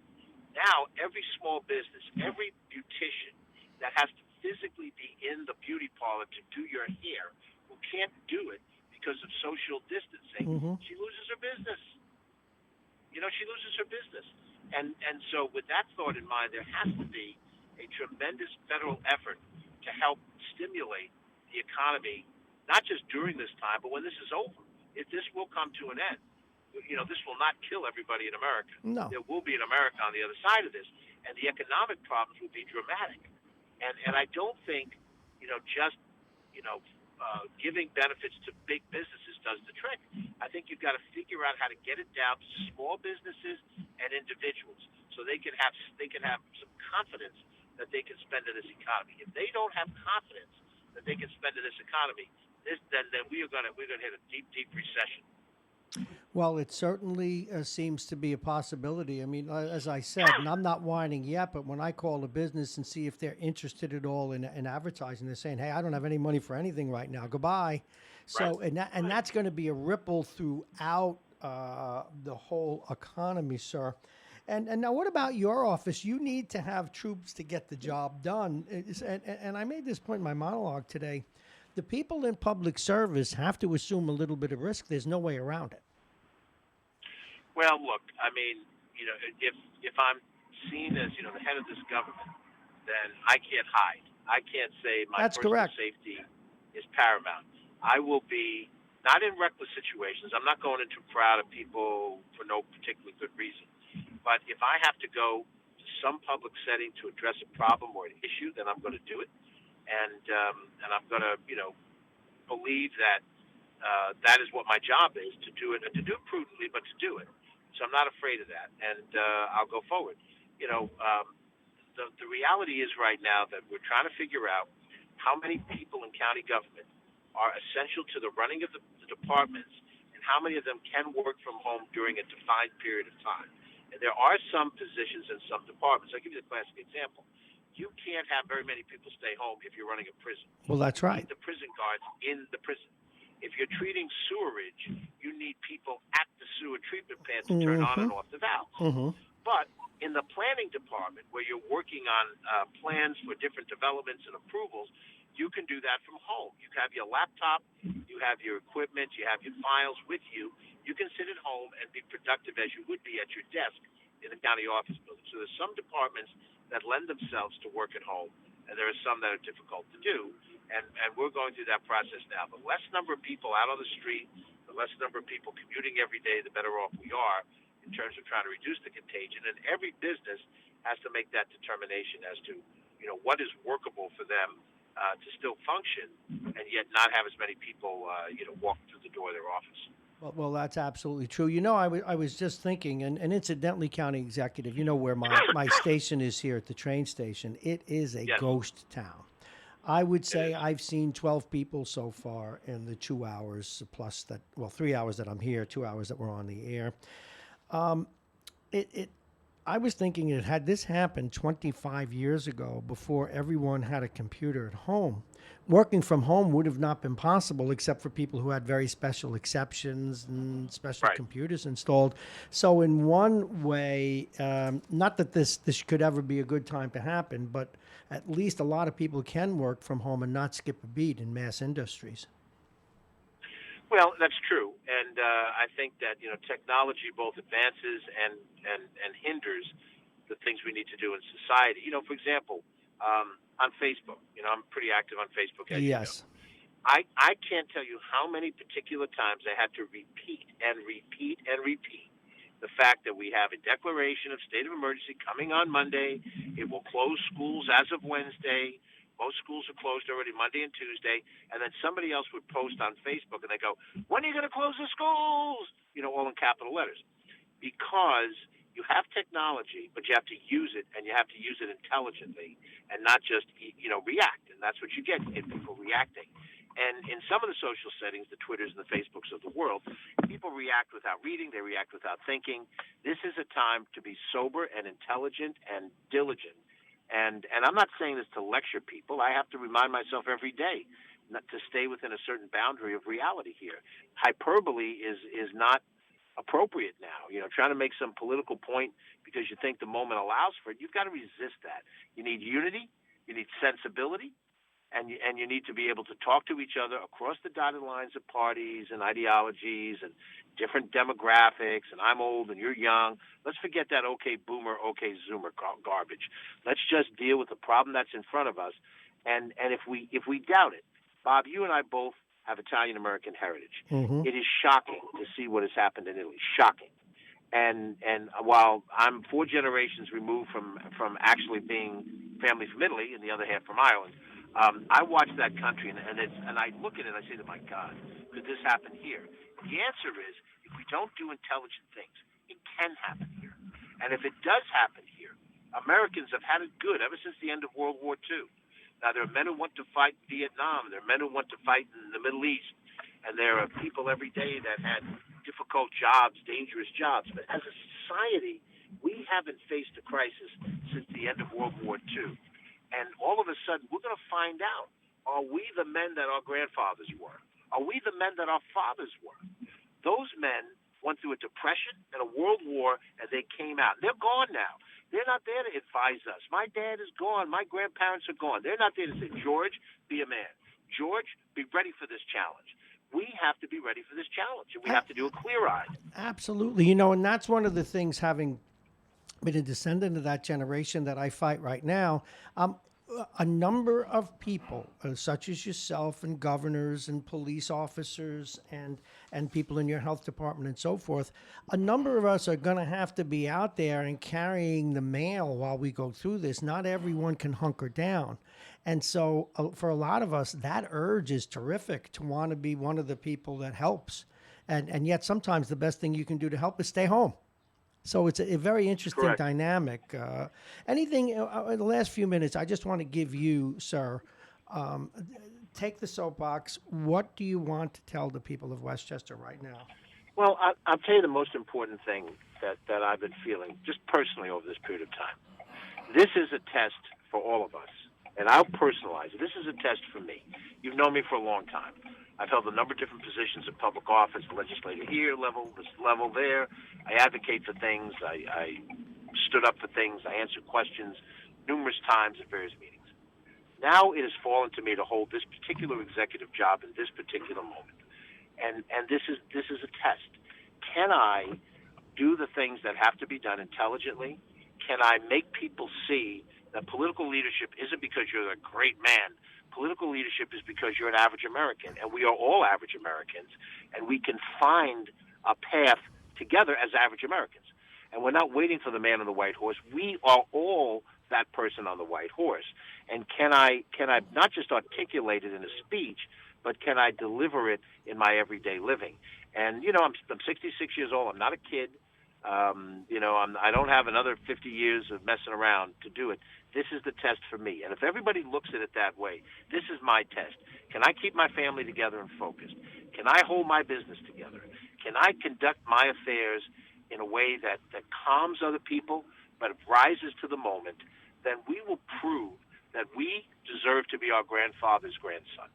We will prove that we deserve to be our father's sons and daughters. Women is not a male thing, But my father, my grandfather, these were men. My grandfather fought in World War I, won over as a young bellboy. I don't know what he faced because I never had the chance to talk to him about it. But whatever he faced, now I have to face something that's a different challenge, and that's the challenge of Westchester, and that's the challenge of America right now. Well, thank you very much, County Executive. What time will your press conference take place today? I'm sure people will want to watch it. I believe our presser is going to be at 3 o'clock, but we'll make sure that we get you the right information. Okay, well, thank you. Thank you very, very much. And if you need us for anything, you call us. We'll get the word out. County Executive George Latimer, thank you so much. You have a wonderful day. Thank you, Bob. All right, take care. To the extent that anybody could have a wonderful day. Get in the seat of honor, Jake. I have spray for you. Plus, we have a birthday to announce. It gives me great pleasure. Now, he's been having trouble tuning in today, but because I'm essentially no good, it gives me great pleasure to announce that Anthony Galletta is 65 today. And despite the coronavirus, he's still alive. Happy birthday to you, Anthony. And we told him to call in. He had trouble. I just sent him a link. He had trouble tuning in. But we do want to go to sports. But first, we do have to go to the weather. And it is. I just had it right in front of me. But I know stacks of news today. There's so much news in so little time. It is about 40 degrees right now. It's going to get up to 48. I had that before, but not much more. Sunny most of the day. Then clouds tomorrow. On and tomorrow, 55 degrees. But we will have a little bit of rain. Wednesday, the rain will give way to some clouds, a mixture of sun and clouds. The temperatures in the mid-50s once again. And the weather's brought to you exclusively by United Hebrew of New Rochelle, voted one of America's best rehabilitation and senior care campuses. And it's right here in New Rochelle. Visit uhgc.org. Jake, how the hell are you? Try this. Try this stuff. What is this? It is so offensively strong. I got my own. This is pineapple. Take a smell of it, though. Okay, this, folks, I am now about to smell. No, I mean, I don't smell, but I'm about to use my sniffer. Whoa. It's terrible. This is like, yeah. I feel like it's the only thing I fruity. could find. well, I got stuff here. You can back off. Anyway, there's some sports to talk about today, and the big, that two. Nice shot. Pretty Went good, right right? in the trash basket. With that backhander, baby. Spray. All right. What is he going to do? And you know who I mean. Tom He's Brady? a free agent today. What will he do? And we're waiting. We told Anthony to call. Wish him happy. We got to sing to him, you know. He's He's leaving. old. You're sure he's leaving? Now, I read. We asked each other, what was it, a month ago, 2 months ago? Yes, you did. And you said he was. I said 51%, and you said he's not leaving. Right. I'm going to stick Now with that. I say 70%. I was going to maybe 65. I get that sense. Now, the thing that troubles me is, and this is only from reading, I don't have any firsthand news as a reporter or anything, but that they say that Mr. Belichick never really gives him the credit he deserves. Is that true? Or is he just... I don't know what goes on behind the scenes with Belichick. But that's what the Belichick writers are saying. Belichick's it's his persona. I don't know if that's what he likes people to think about him. But I assume behind the scenes Belichick thanks him He and must say, praises hey, you're the him. best quarterback in football, which he is. Although, when you have a business to run like that, a 43-year-old has less value than a 25-year-old. There's no question about it. And so they have to think of the future. I mean, same thing, the Rangers finally. The Giants, of course, Eli is no Brady, but he was to them. And finally, they put his butt in a seat. The Rangers finally put... So if you're starting a team, would you trade, if you were offered, you can have Tom Brady or Daniel Jones, who would you take? 5-year contract. I would take Daniel Jones. And I got to tell him, Anthony... Yes. Happy birthday, but I sent you a text on the hotline. This is broken. Hotline? Yeah. Call on the hotline. All right. So anyway, so you think he's going? I do. If I were to lay a bet, I would bet that he's going to go to the Chargers, maybe even Oakland, or Las Vegas now.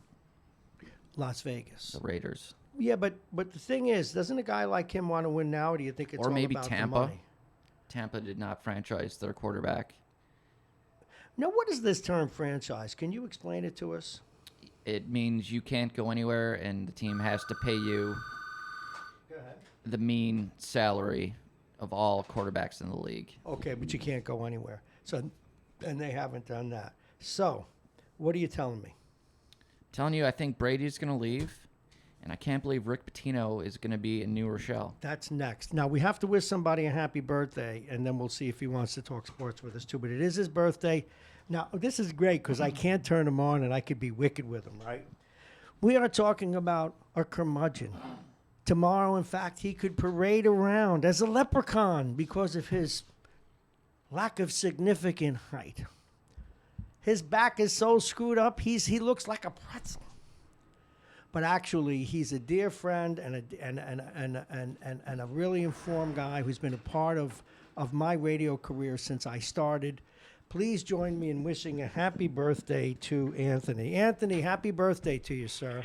Happy birthday, and you and I are both officially members of the Lollipop Kids. The Lollipop Kids. We represent. We represent.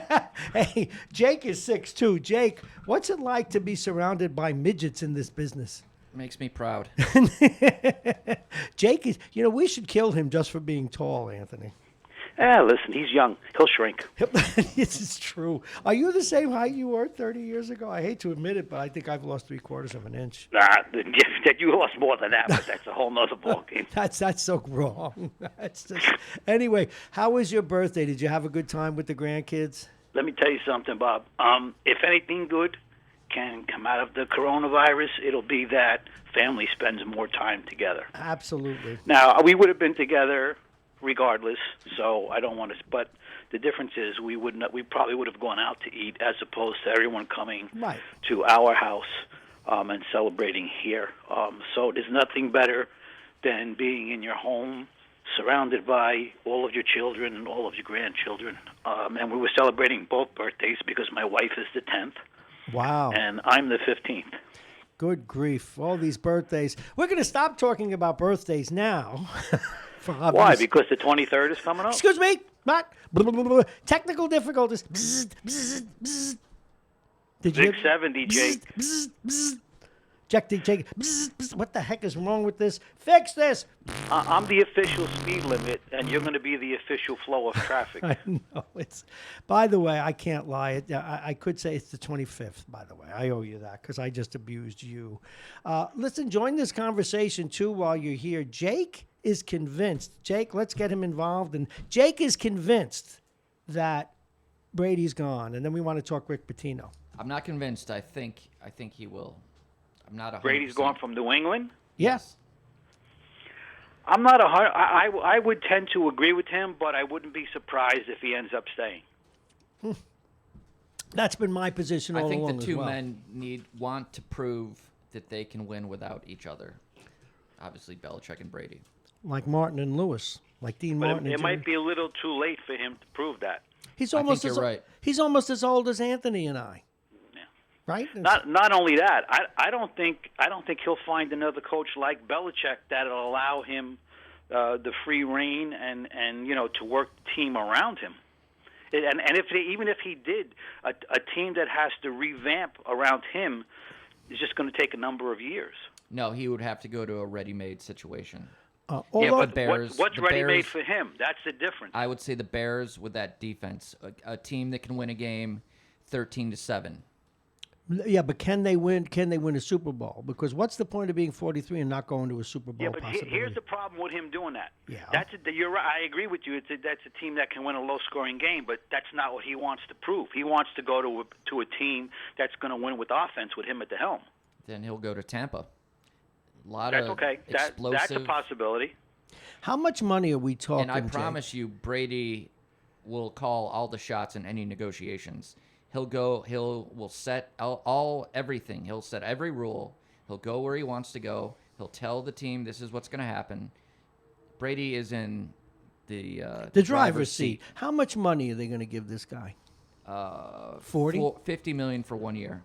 $50 million for 1 year. That's only if any team has a legitimate shot at winning this season. Anthony, if there is a season. You may, given your height, you may want to be a football and ask for 10% of that.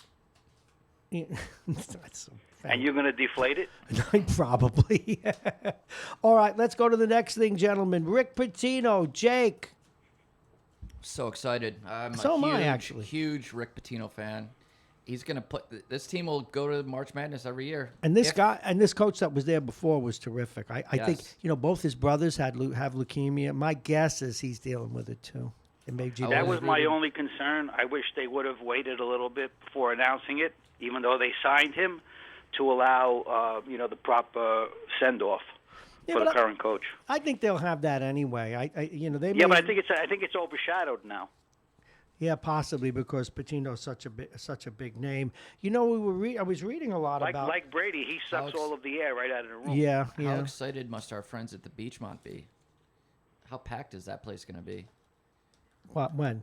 For college basketball games. Again, right now he's going to have to endure what all the rest of us in small business are doing. I think they need to combine a send off with a welcome. Yeah, that might be in one event. That place will be rocking. Oh my God, I'm so excited. All right, next thing, I'll come down even with the coronavirus. You realize what he said? I'm going to come down with the coronavirus. We're talking Jake Schaefer, our millennial, our sports guy, producer. He's got a book in his hands, which many of you may remember what a book is. Now you get a chance to read some. I got another story. I want to get to the code in a minute. I remember that fight with Ventura, and he's just showed me a book, Anthony, the famous fight with Nolan Ryan and Ventura when he punched Ventura about 8 times in the face. Looked like a hockey fight. All righty. I like the Yankee one better where Zimmer got rolled. Oh, yeah, but Pedro. But he was my age at the time, so we're not going to discuss it. All right. That's why he rolled. I hate him sometimes. Two New York Yankee minor leaguers came down with the virus, and now they're going to shut down spring training, gentlemen. What say you, Jake, our sports guru and maestro? I think they get free.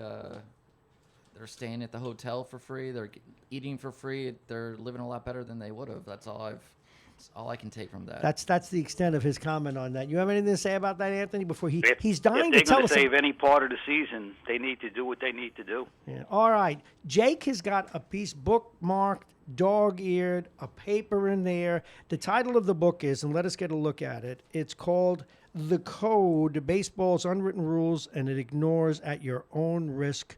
Ignore at your own risk code of conduct. A good fight. All right, tell us about Bob Gibson on the front cover? No, it's the Nolan Ryan. Ryan punching Ventura in the nose. Okay. And it also has the code as an inspiration. It also has the it's got the Yankees versus the Red Sox, of course. A-Rod and A- Clemens. Bob, that code existed on Sandlots long before it Oh ever got to God, the yeah, major leagues. but tell us what's essential. You got a bookmark. What do you want to tell us about it, Jake? No, this was the last book that I picked up before our library shut down, and I haven't read it yet, but it's, I thought we could go over some You of may the want to stuff. partake in the Marrone library. I got just about every book ever written by a pitcher. I'll bring it in. Just tell me what you want. So this chapter on cheating and deception, and they talk about You get closer to- pine tarring a bat, Yeah, that. Yeah, spitballs, a little thing about spitballs, God, I ball wish I could throw. scuffing, that the hurts. hidden ball trick, That hurts too. and then they have a whole chapter on sign stealing. They have testimony from former players talking about how managers and coaches call in signs, What else? how pitchers and catchers communicate covertly, Mm-hmm. how the runner on second steals signs and relays them to the hitter. And they have all these testimonies from former players talking about, like, here's from a former catcher talking about changing his signs. Now, used to what do. about? Let's go to the front cover. Peeking when is back it at a catcher to steal signs Oh, when right. you'll get drilled? So, Oh, okay. That's what I wanted to get to. Under what so situations? I haven't do you read get this to- chapter. I'll read Okay, it 'cause- and report back in Okay. 8 months. Hey, it's going to take you that long to get through the book? 8 months? I'm assuming we'll be shut down for 8 months. Well, no. But if you have to, you'll read it. Oh no, we can do this from home. We'll arrange it where we're still on the air, no matter what happens here. You can't do it from Radio Jaw. Look, I don't know what went wrong today. I call it a petri dish, Petri dish. What's that? radio petri dish. Instead of the radio jar? No, we'll make it work, Anthony. Don't you worry about that. We will be doing this. Now, the reason I say that, Bob, is because when it comes to on the other venues, I can't work on any other app because if I switch, it goes dead. Oh, okay. Well, I don't know what happened with radio. I'm looking at radio. Oh shit! Excuse me. You screwed up again, right? Shut up! I want you to watch this, Jake. Folks, this isn't Just a. press the button and make I it work, just Bob, did. the way you were Okay, supposed to leave do me it. alone. High five. Go ahead. Leave me alone. It just went on. Yep. I forgot to click one click. You don't know what it goes to turn this. Okay, are you happy? You There's humiliated a lot more things me. you forget that you won't agree. You won't admit to. This is true. So no one heard that? No, Heard- no. We've been on every other outlet Except for what? But Radio Char, which is audio only. And but no, this is just a matter of. By the way, do you know that that's why airliners have checklists? Because it's very easy to skip it. Because If you're in Bob, who wants to be a commercial pilot, has lost his mind. Thank you for saying that. You know, the minute you said it, I looked up and there's this little microphone. If I could probably show it to you, but not that people want to know all the technology. But you'll see a little red light up here, and it wasn't on. And I should have caught that because that's also the first thing we teach people in radio. That's where my VU meter is because I can't look at my board because it's to the right over here. And do I have to explain to you on air what red means as opposed to green? I hate you, really, really. Hatred, you're giving me, thank you for that. And you saved my audio for the day after wonderful monologue and everything like that. So maybe, some percentage. But yes, thank you for that, Anthony. And now now I owe you a bagel or something for your birthday. All right, guys, before we go, we got another 5 minutes. And I'm going to miss sports. But when do y'all think? Oh no, I want to go back to one other thing. I'm sorry. Yeah, but you know what, Bob? Some of the classics they've been replaying. I know. That's That's the other what's day. I'm sure you. I don't know if you checked my Facebook page out, but I watched The Quiet Man. It's a little early. I usually do it around a couple of days later. But then you turn around and you got classic sports, whether it's the Mets winning, Yes. whether it's the Yankees. It's all over. Hockey. Yep. The only thing I think that was live might have been golf. Well, even that's going to stop down. What are you doing, Jake, for your sports fix?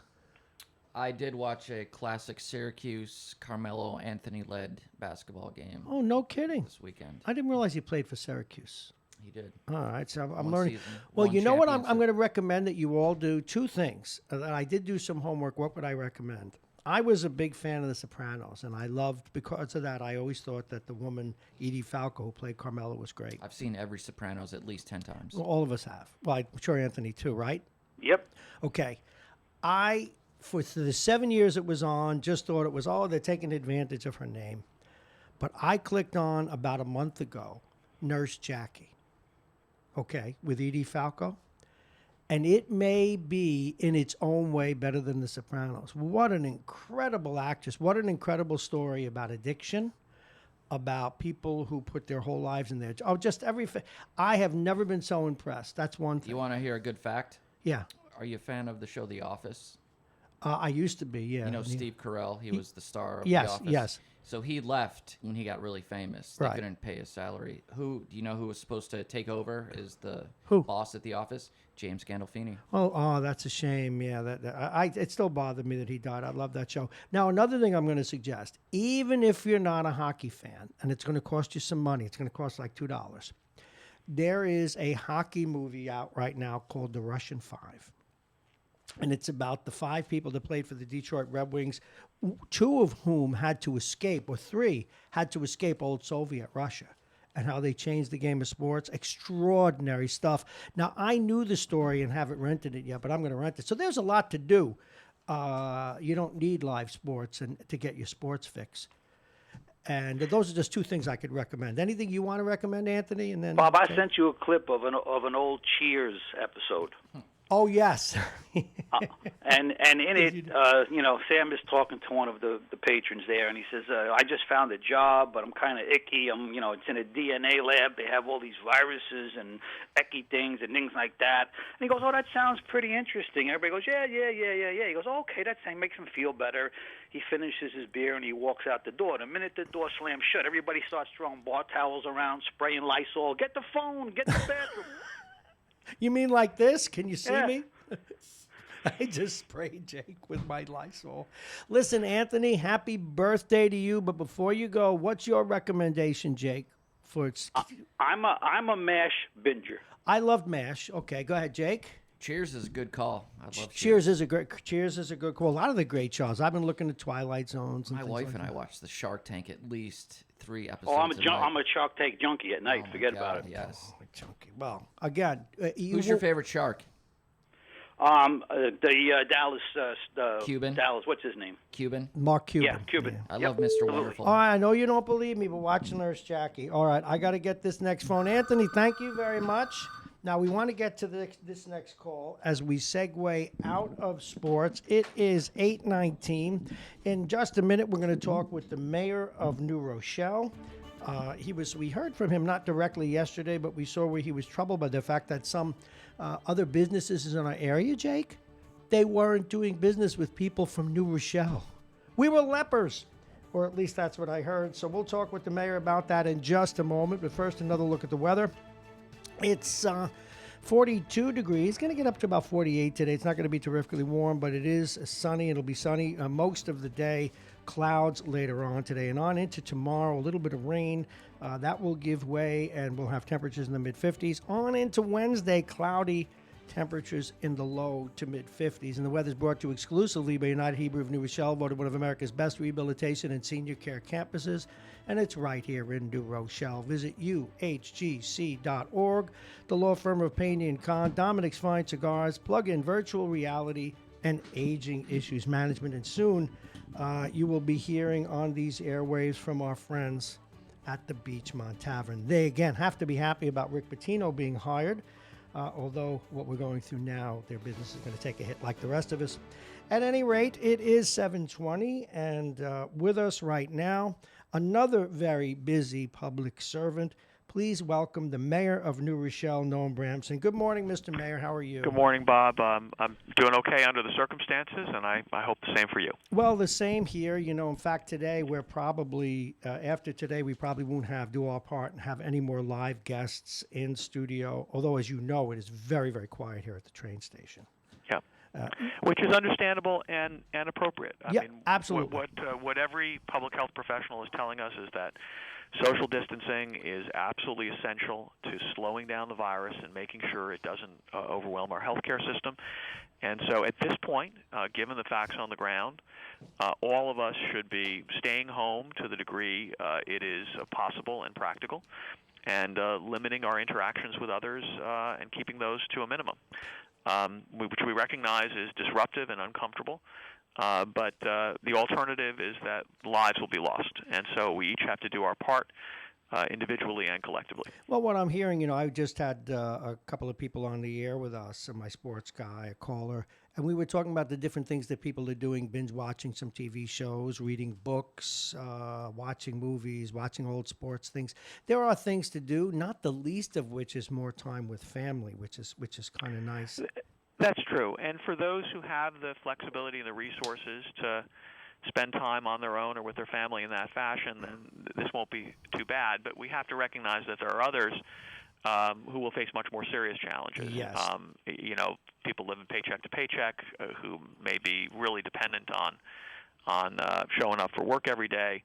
Others who may have family members who are dependent on them in different ways. So this is going to be a comprehensive challenge, and those burdens will be borne in ways that are disproportionate and to some degree unfair. And so there's going to have to be, I think, a real effort beyond what we've seen so far at the national level to provide supports for the folks who will be most stressed in practical and in economic terms as we go forward. But even so, when there's a medical imperative, when there's a healthcare imperative, we all have to do our part, and staying home and limiting interactions is the best way to do that. And you kind of referenced this, by the way, in your intro, but I want to elaborate on it. Being able to stay home in part depends on our ability to access goods and services remotely through deliveries. And so we've gotten reports of some businesses that are refusing to deliver into New Rochelle. That is based, I'm almost sure, on a misunderstanding of what the containment zone is. Absolutely, Mayor. You've got some folks outside our city who think that's an exclusion zone or a quarantine zone. That's not the case. And so we're teaming up with the Westchester County Consumer Protection Department to try to get the facts out and crack down on unfair practices. So if you have encountered a business that's refusing to deliver or refusing to provide services to you because you're a New Rochellian, we urge you to call the county at 995-2155, 995-2155, or send an email to conpro@westchestergov.com. And I want to emphasize this is not just a matter of convenience. If we want to practice social distancing, then access to those goods and services from afar is really important. And so if you have FedEx or Best Buy or Home Depot refusing to deliver to New Rochelle, that is a public health problem because it makes it more difficult for people to stay home. Mayor, two things. One, if the county, and we had County Executive Latimer on just a few moments ago as well, if there is any language or any public service announcement that you want read on the air, just get it to us, and we will do it regularly. Thank you.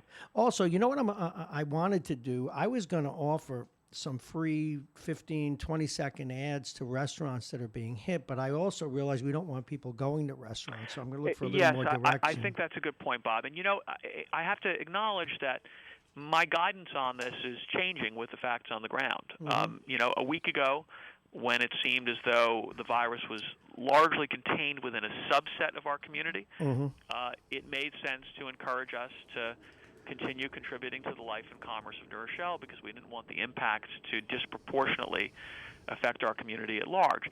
Now that we're entering a stage, not just in New Rochelle but everywhere, where it's obvious that the virus is moved beyond, it's now a function of community spread, well, our guidance has to change accordingly. And so this is a time for us to limit our interactions with others. If you want to support restaurants, do so through takeouts, through delivery, buy a gift certificate that can be used down the road when we've gotten through this crisis. But we do not recommend that people go out unless they absolutely have to. Well, maybe that's what I'm going to do, get a list of the restaurants that are being hard hit and then advertise going to them for. We just want to do our part being a small business ourselves here, we can relate to what these folks are going to go through, and we want to help. Mayor, I wanted to give you some time. I know you're very, very busy. If there are announcements you need to make, of course, anytime you would call, if you wanted to make them publicly, we just open up the mic for you, of course, and that's an open invitation. But that said, I know, for example, the courts are closed. What kinds of services are available at City Hall, or when can people go back to court? So as of now, City Hall is open. Who knows? That may change. We acknowledge that we don't know what tomorrow or next week will bring, but as of now, City Hall is open. However, to the extent possible, people should know that they can conduct municipal business remotely. There's a full list of online services at newrochelleNY.com/coronavirus. And we're working constantly to augment our online service capacity. We'll take it day by day. Try to make the most intelligent judgments we can based on the circumstances, and then share information with our community in a timely and accurate fashion. And which is the best we can do. Now, is there any formal state of emergency? I mean, we know the schools are closing. Yes, A lot of them announced today. We did formally declare a state of emergency over the weekend. That's okay. That has a dramatic sound to it. I think that's why I recognizes to we ask. were already in a state of emergency before the formal declaration, but it does trigger certain government authority that makes it easier to address some circumstances that arise in a case like this. So it's really more about how we manage our operations and decision making. But we did declare a state of emergency, and as have many other communities, as has the county, and we'll operate on that basis as long as warranted. Well, it's 8:28. We're talking with Mayor Noam Bramson in our closing moments. He's very busy, and we're going to let him get back to work. You expressed earlier, and we've been trying to allay these fears on the air. We take a drive up and see that the place is, of course, the city's calm, but there's no military presence or anything like that. And we've been trying to drive on that little narrow road that says we're grateful for the fact that the governor sent in the National Guard as manpower to help deliver food. But unfortunately, people have inferred that we're in some kind of military lockdown. And we've been trying to abuse that. And I know you have too. That's got to be frustrating. Yes, but look, in the context of a public health emergency, I want to keep our priorities straight.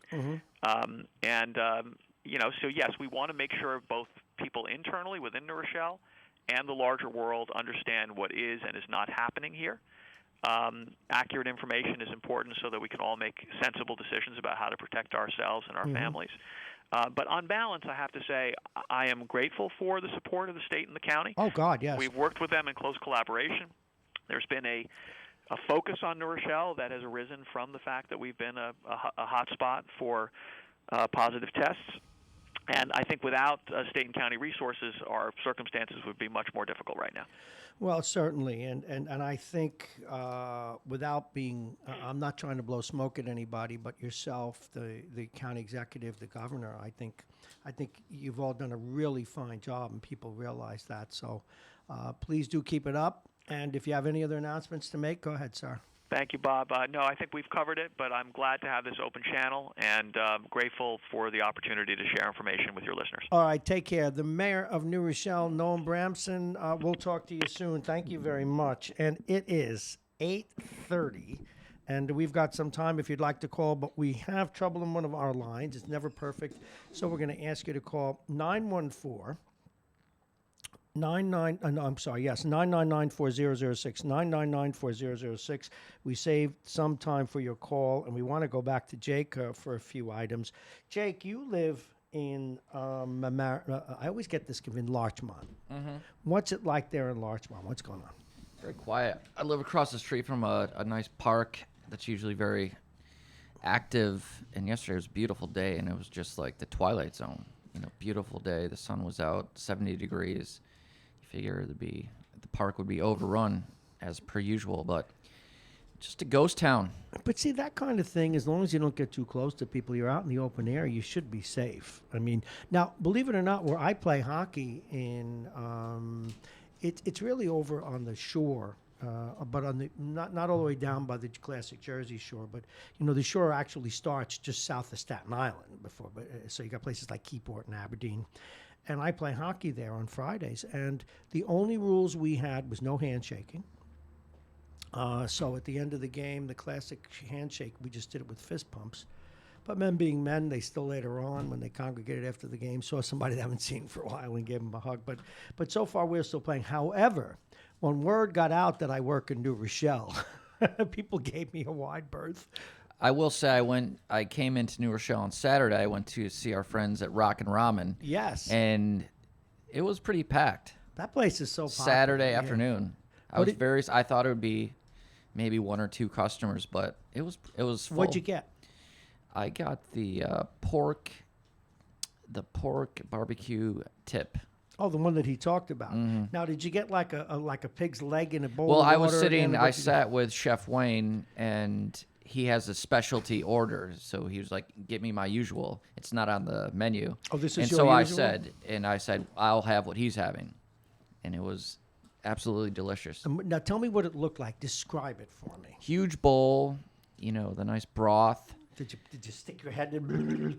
Scallions, corn. They have a little hard-boiled egg right in there. Really? Oh, it was great. Now, was the meat broken And I up? hope they don't get shut down, because tomorrow's St. Patrick's Day, and they're doing the corned beef and cabbage ramen, which I'm so interested in trying, because I love corned beef. That's my favorite. Well, you're Irish. Of course you like Polish. beef. Well, I thought you were part Irish. No, just all Polish? 100%. See, now that would usually make for a good joke. See, I was waiting for that one. I know. Well, no, I didn't. See, I threw it right down Broadway for you. No, you did. But, everybody's so sensitive about ethnic jokes. How come you're smart? I'm sorry. I couldn't help it. Well, Vince, right, who calls us in the morning. I think I said this is my favorite ethnic joke, and since it involves a guy I know since I'm 6 years old, I can get away with it.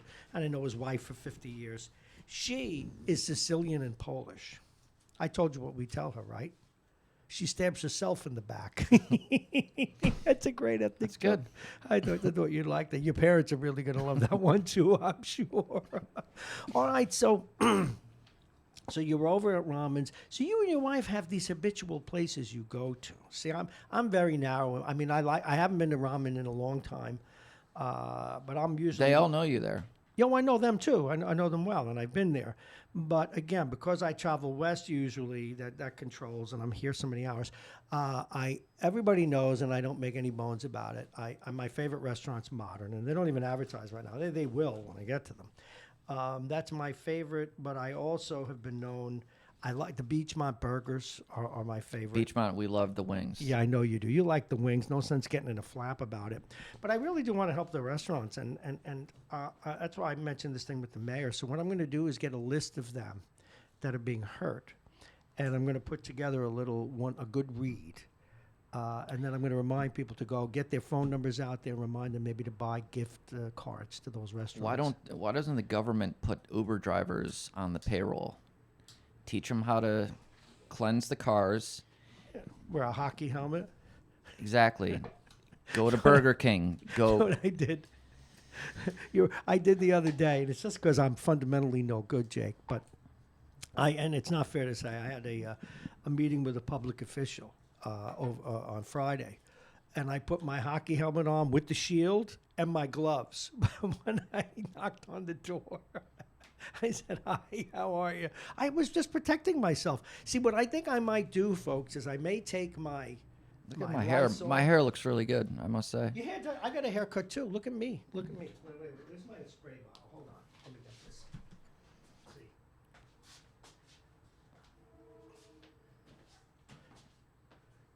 See. Is that just water? Or soap and water? No, it's bleach and water. Oh, don't spray that at me. I'm not going to spray it at you, but I want people to know that I am armed and no, what I should do is like get holsters, and where's I know it's over here someplace, my, where did I put it? Oh, here it is. I got my Purell. I'm ready to go. I should put like a holster on and like here we go. No, you take yours. You take your pineapple. That's mine as well. No, but just take that. Just for a minute. Draw. So I got my bleach. This kills anything. You can gargle with it. No, don't. That was just kidding. But this is the biggie. That's to get Anthony off the phone. I got the mayor. For all I know, it's infected. So I have all my stuff, just in case people are worried. Do you realize the noise that made on an open mic? It's kind of the gist. Sounded like a men's room, for God's sakes. It is 7:30. I'm sorry, 8:36. It's 8:36, and if you'd like to call and join the conversation, it's 914. Oh God, I'm not gonna give the old number out. It's 999-4006, 999-4006. Now, were you anywhere else this weekend that could give you an indication of? No, I and was down in Jersey on Saturday. I don't know if it was treasonous to go out to Rock and Ramen. No, but you see, that's the delicate balance that I'm trying to achieve. If people don't do some stuff, what, we're going to grind the whole world to a halt? I don't find that acceptable. But other than that, we just stayed in the apartment. Okay, well, this is good. Now, what about your parents? How are they doing up in Gooberville? Gooberville, they are quarantined. They are quarantined? Yeah, and for the best. Okay, well, that's smart. Because that's a big city. My kid, Syracuse is a huge city. It's a big city. A lot my going on, in-laws, I wanted to get my mother-in-law on the phone. They're at an airport right now. They're flying home from Florida as we speak. Tell her to call in. I texted her. Tell her to call in. I'm very curious to see what that... Wait a minute. Is your wife listening? Do you know? She's at an emergency meeting right now, so I don't think so. Because I wanted to have some fun. Too bad. I wanted to say, so what's this? You hope she stays in Florida forever, your mother-in-law? Is this correct? we were pretty sure we were going to have to drive to pick them up tomorrow, but we'll see what happens. Here comes a friend of the station. Good, on the last day. Now have you met Melissa Longkeesh yet?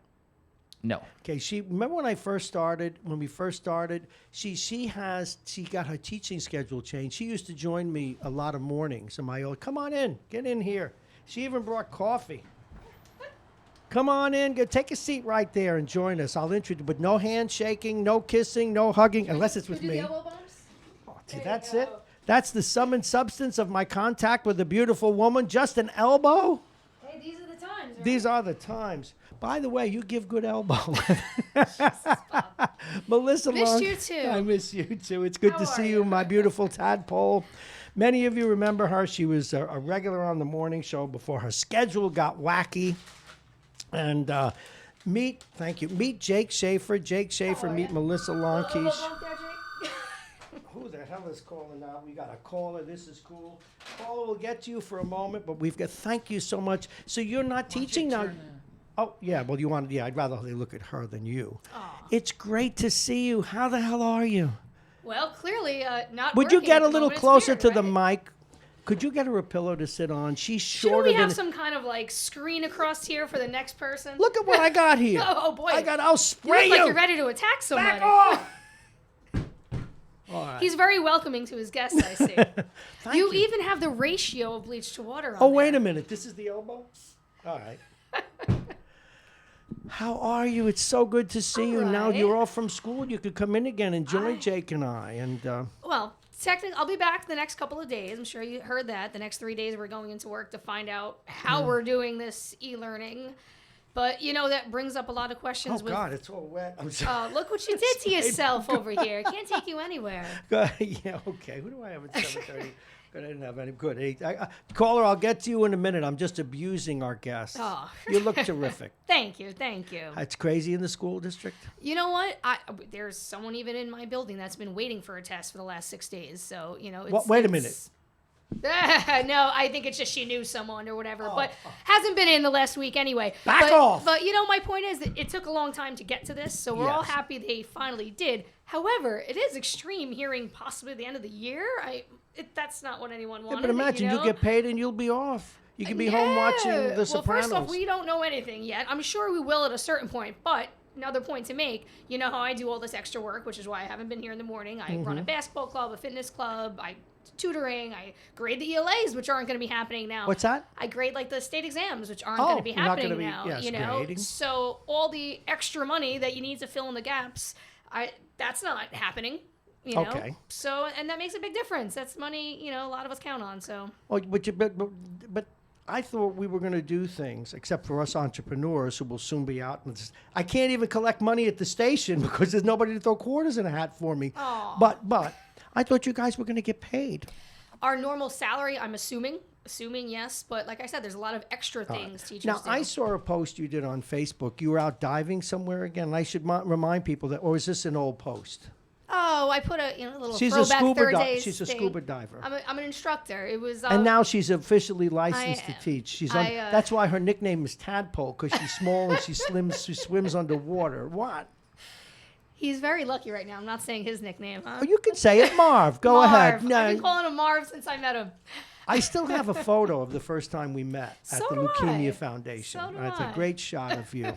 So are you still? Let's see who's on the phone. They may want to say hello to you. Hold on. Good morning. You're on Radio Westchester. Hey, Bob, it's Tom. Thomas, how are you? Tom from Pelham.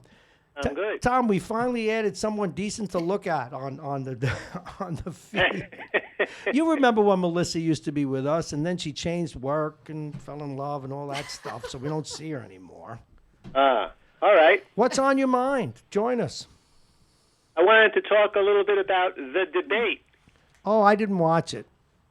Oh, okay. Well, but you tell me your probably take. didn't miss anything. No, I made fun of Bernie this morning, but other than that, Why'd you make fun of Bernie? Well, Vince does a very good Bernie imitation, and he's Yeah. just not a viable candidate. No one's going to vote for a socialist. You can't give away the world for free. And he's stuck. He's a one-trick pony. He's done. He's toast. Stick a fork in him. Well, out of the two of them last night that were debating, there was one guy on the stage that has kept his feelings and opinions and positions consistent and upfront and honest since day one. And there's one guy up there who changed his mind on about 5 topics last night only because he wants to move over to the left and make sure he gets a nomination before he moves back to the right. Well, that's the way it looks. I mean, the president went so far to the right, he fell off the chair. That's what they have to do during the primaries, unfortunately. One of the things that bothered me a lot is that this Tulsi Gabbard was kicked off. Now, you're going to say to me, well, Tom, she was getting less than 1% of the vote, and she's not viable. Well, thank you and for saying everything. it for me. But she qualified based on the DNC rules. She had a delegate. She had one delegate, so she was able to be on the stage for the debate, and the Party of Inclusion decided to exclude. Well, well, that's you're picking on them, but yes, of course, that's what they do. And they want the Democratic Party wants Biden to run. And he didn't. And right now, he even has a very low bar, quite frankly. As long as he doesn't make any gaffes, they're hackby. Well, look at these two. Tom, they're washing with anti-disinfectant. I will spray both of you. I was just going to laugh at him until he handed it to me. And I'm like, oh, why not? I'm sorry. It looks like a doctor ready to scrub in. Tom, I'm sorry. But you have to see these two. They look like, when you see crickets rubbing their feet together? That's what they look like. Yeah, Thomas, it's political season. But, Tom, I did want to ask you about something, and I'm so glad you called. What are you doing to get your hockey fixed? Because I have a suggestion. Oh, God. Bob, I don't know. This is early. We're like on day 2 of this, day 3 of this. This is so early that it's going to get nothing but more frustrating. Well, I have a suggestion for you that I made earlier. And it's going to cost you $2 and giving you a I heard you. Go do it. It's that good. Yeah, I heard you. Good. Yeah. So, Bob, did you hear this thing about the NCAA? Some station I was listening to was raising possibilities going forward. And they're talking about, and I want to get your opinion on this, and also Jake. I want to get your opinion on whether or not, if this is prolonged, if a senior student athlete should have their eligibility for their senior year restored so that they can come back after they graduate and still participate. Well, the trick is they have. Am I on? Yeah, you're on. The trick is they have incoming recruits. The recruiting season is huge for any college basketball team. So they have all these guys penciled in, and you're only allowed to have 13 scholarships. So is that malleable? Will people work around that? That's a good question. I would hope so. I don't know. Well, Jake, you wouldn't need a scholarship if it were a person who graduated, right? So their education is, in theory, over. but their eligibility to play that next year would be back in force. That's true, but you can only have a certain amount of people on the bench. Maybe, I mean, a lot of teams have walk-ons that are pretty much pointless. So I would assume the NCAA would, who knows with the NCAA, but I think it's negotiable, and I do think that it makes complete sense to me, but I don't know. What do you think? I'm not a big NCAA. It does make sense to me, I guess, but I don't know. I think I have a wait-and-see attitude towards the thing. All right, well, just for the record, my feeling is that you're a student before you're an athlete, and if you're not a student, you shouldn't be eligible to be an athlete. So I would say no go on that. Sorry, it's an inconvenience, but you know what? It was unplanned and unforeseen, and I understand it's upsetting, but move on. Well, yeah. Oh, Jake? I really would have to think about it and hear testimony, people that are passionate about for and against. It's a lot of people are very passionate for it, but I don't know. All right, anything else, Thomas? It's good to hear your voice. What are you going to do? No picks of the week or picks of the day? I will pick Bernie Sanders minus 45. Hey, Bob, is it the foot traffic going to take trains must be way down, right? It's down 90%. 90% now. Yeah, it was. Oh my and it started about half, then a third. No, but like at 5:00 this morning, it was me, the guy that sells coffee, one MTA guy, and the guy in the booth, and one woman looking strangely at a sandwich. That was it. And now you have a young lady there. I want to ask her a question. Please do. Young lady. You're running around making deliveries. No, she made a delivery to me. She's a school teacher, a scuba instructor. Oh, I apologize. No, I didn't know because I thought maybe I could get a coffee. I'm here in Pelham. No. She made a delivery to her favorite radio talk show host. She used to be a part of the morning show until she got all these different jobs and fell in love. And I lost it. I lost her to the passions of the flesh. Did I see the wallet come out with a big tip? Who?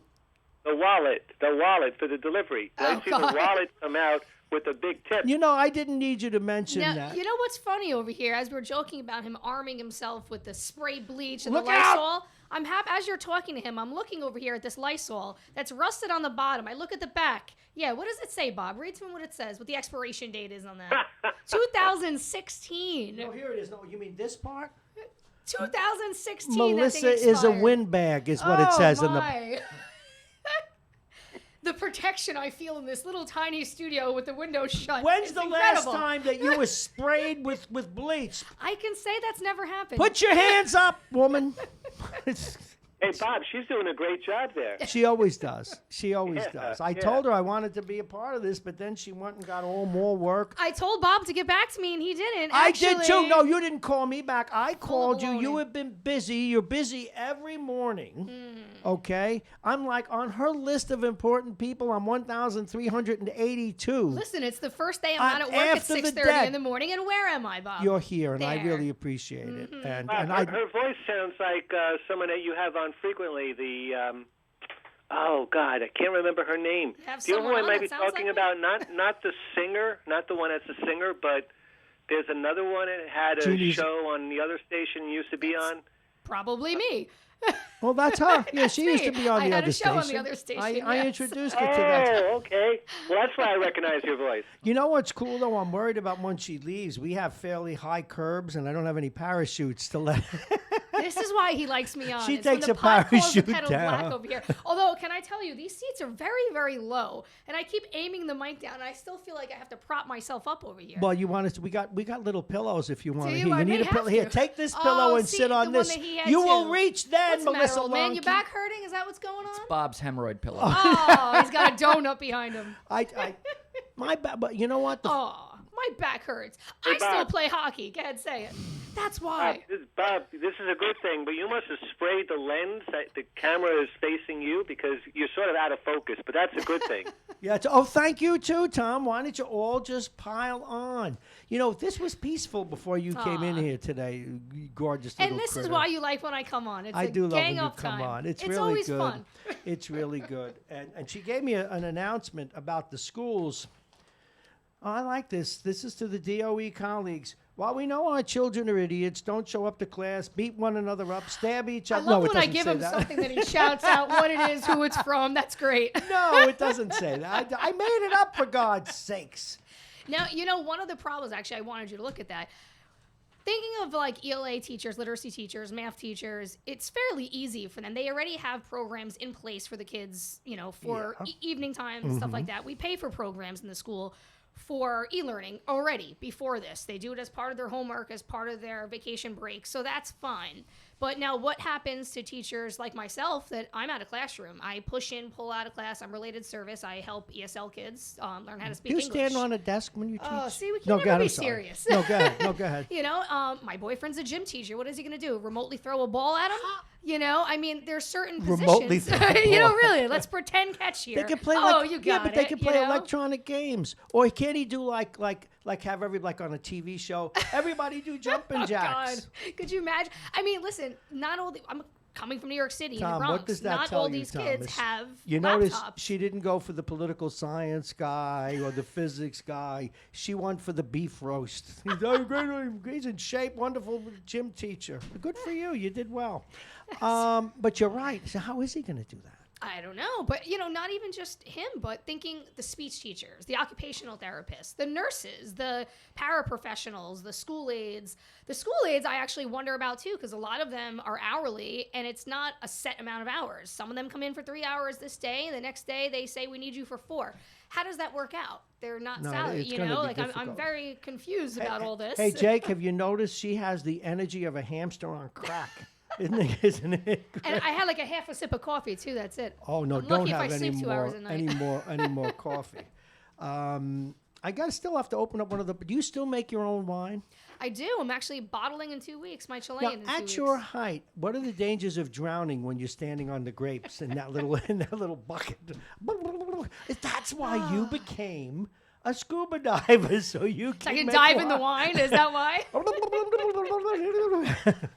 It's distilling. Oh, God, it's good to see you again, Tadpole. But I have to go there, by the way, just to be sure to give you full credit. That voice you hear, she used to be in the morning show a lot. She had her own show at our old radio station, OX, over there.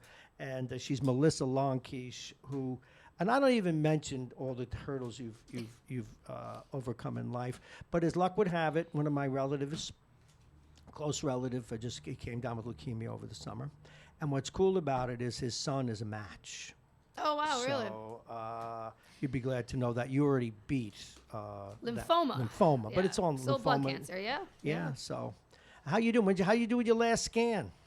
Oh, I haven't had a scan in a while, to be honest with you. I am... Have them do the brain. God, I'm about 4.5 years out. 5 years is That's the key. Wonderful. At this point, they don't even scan me anymore. They just, come back next year. You're good. But that's wonderful.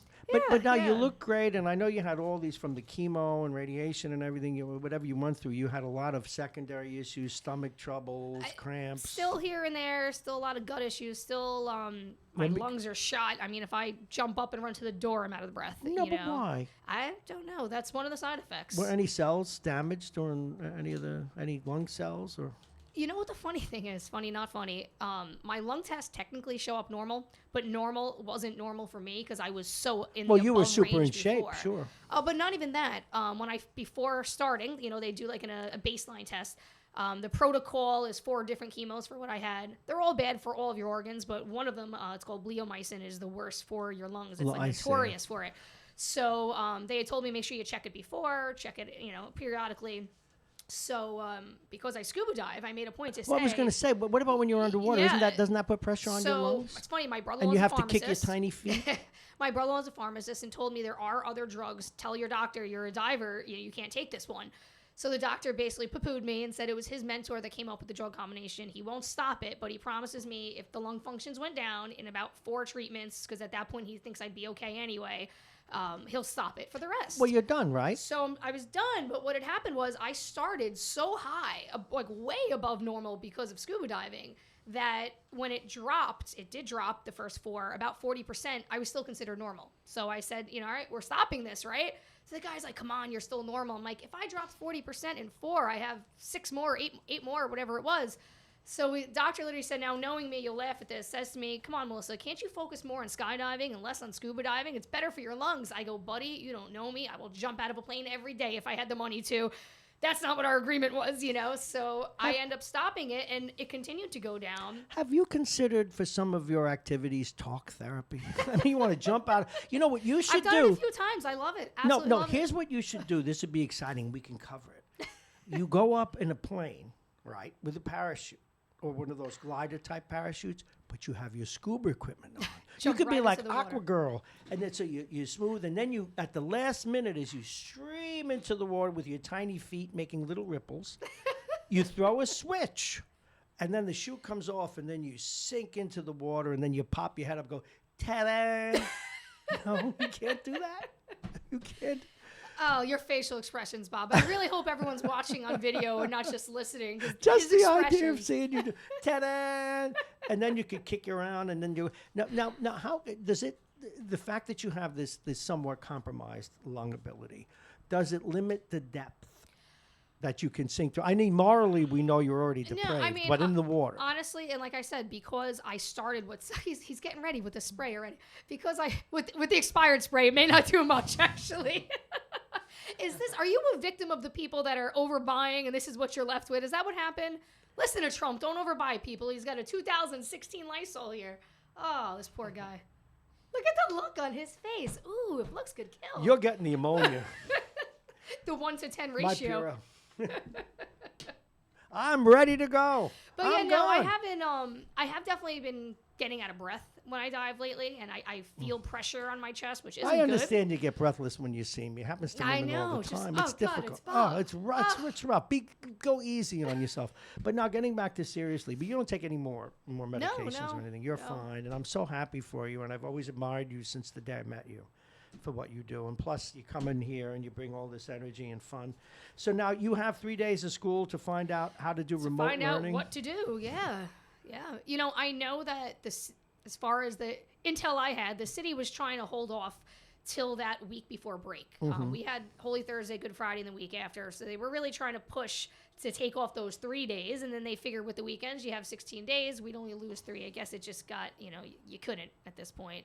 But I find it kind of weird that we were the ones the last to go and the most hesitant, and yet they're being the most dramatic about it, saying the 20th, possibly the end of the year. I mean, that just sounds insane. There's no amount of e-learning that's going to make up for it. And if you look at what I gave you, they're putting down some of these things that kids that have healthcare workers, transit workers, they want to set up enrichment centers, which would basically be like a live school. So then what's the difference? Okay, realistically.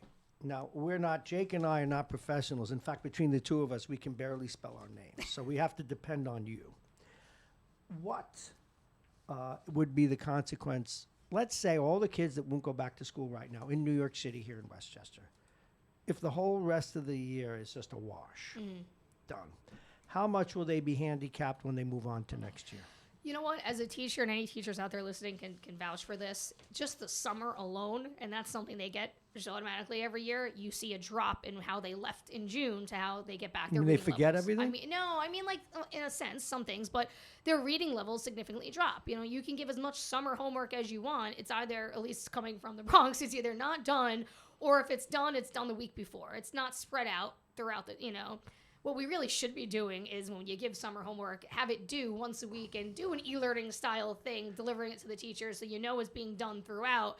But, reading scores for sure drop just from June to September. I got a question for you. And this is the teachers union is now going to circle the studio with machine guns.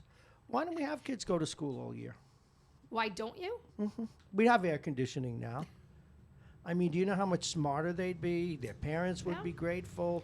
And you give them 2 weeks off. There are other areas that I've heard they do it, but they have extended breaks. So it ends up being the same amount of days, but that's probably a good idea because you keep the whole learning thing. You get maybe 3 weeks off and they're 2 weeks in the summer. Your breaks are a little bit longer during the year, but you're still going. No, and even to be fair, even if teachers were paid more money to do it, I mean, obviously which they would demand, I'd have no problem with that. I mean, even if it was the same amount of days you were doing, but your breaks were maybe 2 weeks here and there, probably would be better for the kids to not have a giant 2 months off. I agree with you. Can I do a little commercial now? Sure. We are prepared here for. I got Purell. We're prepared for the virus that happened in 2016. I swear I'm going to spray you. See, well, you know what I needed? I needed anti-pest spray for her, and I got that back here. What do I got back here? Got all kinds of stuff. It's got the newspaper wants to roll up and hit my nose with. Oh, trust me. It's. No, I got stuff. Let me see what else I got here. In my bag of tricks. Oh, I see where all the water is being hoarded. Oh, no. Water? I don't want water. I'm just water? making fun of you. I have Look my at this. Windex. Windex. That's going to do. What are you on? Like my big fat Greek wedding over here? It's going to cure everything? It's going to kill the corona, the Windex, right? Spray it right on. You're good to go. Where do you have to get it out of your eyes? You'll see how good it is. Look at this. I have everything, folks. I'm prepared for the worst. Where's back off. You know, I do have to agree with what you've been saying lately about you say the word New Rochelle. I live in New Rochelle. It's really not it's fair. It's like you're glowing. It's really not fair. Yeah. And I think it was, and the mayor had to dance around it, and I don't blame him. Hello, James. James is one of the few people that work here. And that is by calling in the National Guard. It was well intended because it's manpower, people power. And some other people love the military, as I do, though. When I said, look, they're just Uber Eats drivers right now. Yeah. But I only said though. that so you won't be afraid. I mean, we were all walking around like we're Typhoid Mary, and you could be Typhoid Tadpole. You know, there was, I don't know the truth in it, but something going around Facebook the other day showing the labels on some of the cans that were given out. I don't know if you saw it in the back of the label saying made in China. Well, of course. Yeah, it's great. Great. But this is sure now that this is too, new, right? this is this whole new green stuff. But it still says there's Clorox in here. See, there's more Clorox in. Do you see what I've done my part? All right. Did you see what Jake brought in today? Pineapple scented, huh? Oh, let me ask you this, because my next guest isn't here yet. Filled With everything glitter, going on, who knows, might not be here. Are you one of these women that if Jake and I would saunter into your bathroom right now, okay, we would find bottles of shampoo, hand sanitizer, creams, eye creams, neck creams, creams for different body parts of all different food flavors. Citrus, not so much. Vanilla, apricot. I do like fruity orange lotion. peel. I'll What give kind? you that. What I kind? do like fruity scented lotion. I'll Give me some of the fruits, because you could go in and have a meal in a woman's bathroom. Did you see? You now realize it. Do you have anything with cocoa butter in it? Do you have well, when I was vanilla? making my own stuff, then I still have some of it. I was making my own body butter that has body butter. Body butter. You see, you shouldn't tell a guy things like body butter. You just don't use it. Use another word, because it brings out the worst in us. You realize that, like, body butter implies that you're going to spread something on something that's tasty, and would be wrong. And especially when it smells good, right? There's smells. One of my friends used to buy for me when I did it. There was a chocolate fudge flavored body butter I had. That's my point. Wait, whoa. Back off. She would buy it. Wait a minute. Flavored. Scented, not flavored. Oh, I'm because sorry. you see where you went? Scented. No, see, I was Although the lip balms were flavored, because to be on your mouth, it has to be like candy flavored in case you eat it. Her husband all the time would be like, "Oh my God, who's making dessert?" And ended up like getting very attracted to her by this body butter. Guess he was a chocolate fan. Yes, he was a chocolate fan. I'm sure that beep you heard is my next guest. And I don't have to spray him because he's probably using his head, not coming in here today. But I want to thank you, Jake and I. Jake, thank her too for stopping by. What a wonderful surprise. Now, we should get a hold of each other and see if you're not going to be going in and you're going to be around. You are always welcome here. And been a pleasure. It always is a pleasure. Thank you, Melissa. And I'm so glad you're doing well and looking well. And again, the reason I say that, in case you think I'm over flirting, of course I'm flirting, but I flirt with Jake, is I admire this woman. And of course, when I meet her, I said, "Listen, she look healthy. You look terrific." Thank you. And you got to take care of yourself. Continue to do that. Now, in another 6 months, it'll be 5 years. Do they send you a banner and say "totally cured"? You know, my last day of chemo, I thought it was going to be this big woohoo, yay, congrats. It was the worst treatment ever, and walking out like, oh God, okay, that's it. You know, there was no hurrah that I thought I was going to get from it. So. Oh no! At the end of we'll have a big hurrah at the end of 5 years. Now, there's a homeless woman outside who actually takes pretty good care of herself, and she's back. Maybe that's a sign of times to come. There you go. All right, Melissa Lonkeys, thank you very, very much. Absolutely, thank Marv. you for the coffee. Pleasure talking Marv, to you. she goes to the Marv place. You know we love you, and take care. My best to all. All righty, folks, we got to read the weather one more time. It's 9:05, and that means it's time for one of our regular guests, one of the people that inspired what we do here. But before we do that, we, of course, need to go to the weather. United Hebrew of New Rochelle exclusively sponsors the weather and voted one of America's best rehabilitation and senior care campuses, and it's right here in New Rochelle. Visit uhgc.com, and it's warming up a little bit. It's about 43 now. It's going to get up to about 48, and it will get a little cloudy tonight, maybe a bit of a drizzle into tomorrow. Then the temperature will level off in the mid-50s, and on into Wednesday, a mixture of sun and clouds, the temperature in the low 50s. And someone has brought us in. Now we got Fiji White Sands. What is that? What is that, Jake? It was a gift from our last guest. But what is it? I have no idea. Oh, my God. It's a Fiji White Sands antibacterial spray. We got it all here. All righty. But more importantly, we go to our next guest. He is the managing editor and the publisher of Talk of the Sound, considered the source since 2008. And I don't say this lightly. When we created this radio station, we had a great admiration for the work that he does. One of the first, probably the first guest we invited on. And we make sure that a lot of the people who does what he does, some very well, others still fledgling, but we make sure to have all of the local, hardworking, uber local journalists on. Without further ado, please welcome Bob Cox. Good morning, Robert. Oh. Hey, Bob, can you hear me okay? Yes, I can. Okay, well, I'm set up in my home studio. I actually have a Yeti microphone with the full setup here. I figured, based on what I heard earlier today on your show, that you kind of wanted guests to stay out of the studio, so I figured I'd do this from home today. Well, that does make sense today, and we'll talk later about some of the other things that we wanted to do. But, Bob, good. This is excellent, and you sound terrific, or what do we say? 4x4, Jake. Robert, I saw some of the things you posted last week in the debate ongoing between the school superintendent, the powers that be, and ultimately the decision to close the schools. What went into all of this? Well, I mean, I can get into that, but I thought maybe we just kind of set the stage for what we're going to talk about over the next hour or so, because all I would say is that whatever was true 4 hours ago may not be true anymore. Isn't that the truth? And what this situation has been so fast moving, but I can't think that we can discuss anything other than the coronavirus. But I thought at the very least we could discuss it from the hyper-local perspective. Obviously, there's a lot going on I would love nationally, that. But there's a lot going on. Yeah, so, I would absolutely love that. Go ahead.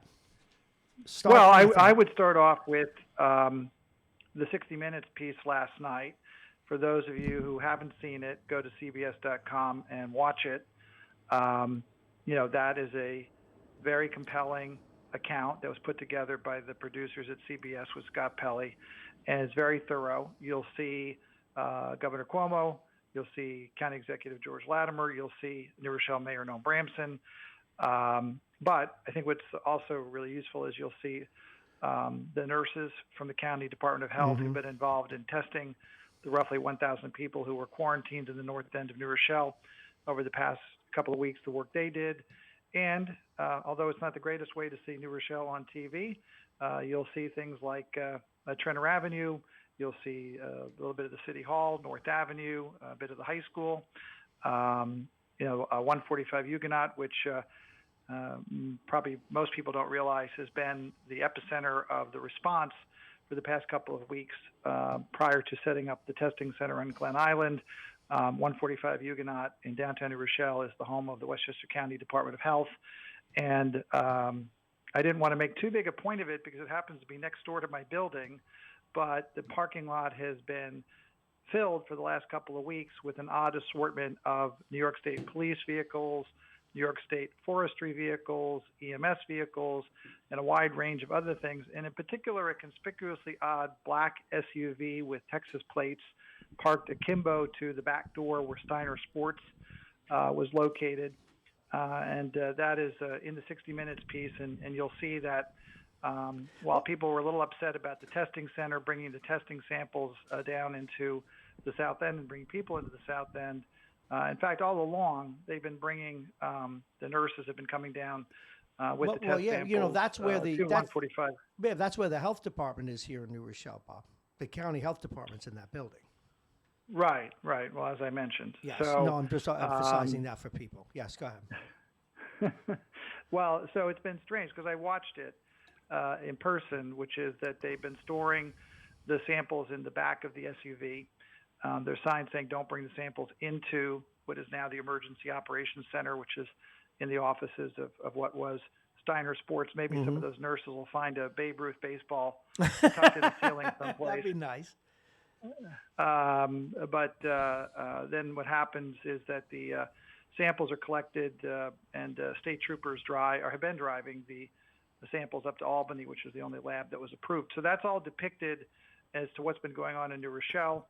And, it's not the best circumstance to have seen New Rochelle, but it then does open up, for us to discuss the other issues, which has been, the opening up of the Glen Island testing facility, what, that's all about, the governor being here on Friday. So if you want to talk about that, we can. Yes, I do. Can talk about the school district. No, I'd like to take it there, and we'll push, only because it was in your news, and I always tend to defer to the news of the person coming on, but I think that this is the more important issue, and then we'll get to the schools. But I did notice, and now you've answered the question, once a day I try to take a drive from one end of the city to the other, see what's going on, and I saw all those county police cars in front, and I was not aware of what was going on behind the health department building in 145 Huguenot, but now it's beginning to make sense. Now, Bob, I know you were over at the drive-in testing site. What was your observation there?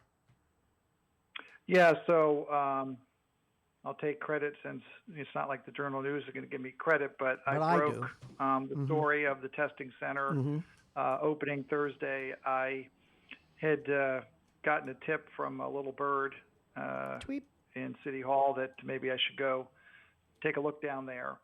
So I went there, and the county police were there, but nobody else was there. So this is early in the morning. So I went over to 95 Lincoln because that's where the National Guard had shown up to do food distribution. So I watched that for a little bit, and then I went back to Glen Island Park. And at first, I didn't see anything that I hadn't seen before. And then all of a sudden, I saw a caravan of New York State police cars. And being who I am, I cut in line and ended up in the midst of this caravan driving into the parking lot as they were first arriving. The DOT, New York State DOT, was already there. They had a bunch of orange cones and other equipment there and trucks. And the police were, getting instructions. So I did get to watch the initial setup and deployment, right up until a guy in a blue car who kept driving past me finally stopped and said, "Who are you?" And I said, "Oh, I'm Bob Cox from Talk to the Senate." He said, "You can't be here." But why? But you're a journalist. You have press plates. Why would they say you can't be there?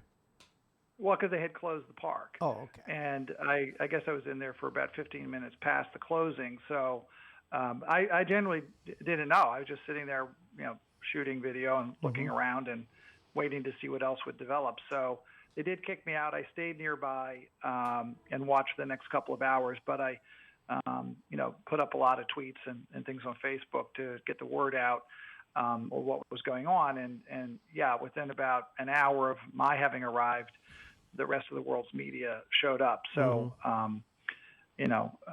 will tell you that the local reaction, especially in the South End, was highly negative. Well, but what did they think? Yeah, but but why? In other words, because they don't. First of all, let's just start with the simplest thing. Not in my backyard. Yes. Okay. So there's always the NIMBY factor, but people felt that it was bringing people from the North End who were sick down to the South End and thereby spreading the disease. And compounding that fear was the signage, which I put in my tweets, which said, keep your windows closed as you drive through. So people became concerned about that kind of stuff. And the reality is that you're not going to get the coronavirus because somebody drives past your house, that has it. But in any case, they got it set up overnight, and on Friday morning, Governor Cuomo came down with some of his team, and they did a press conference.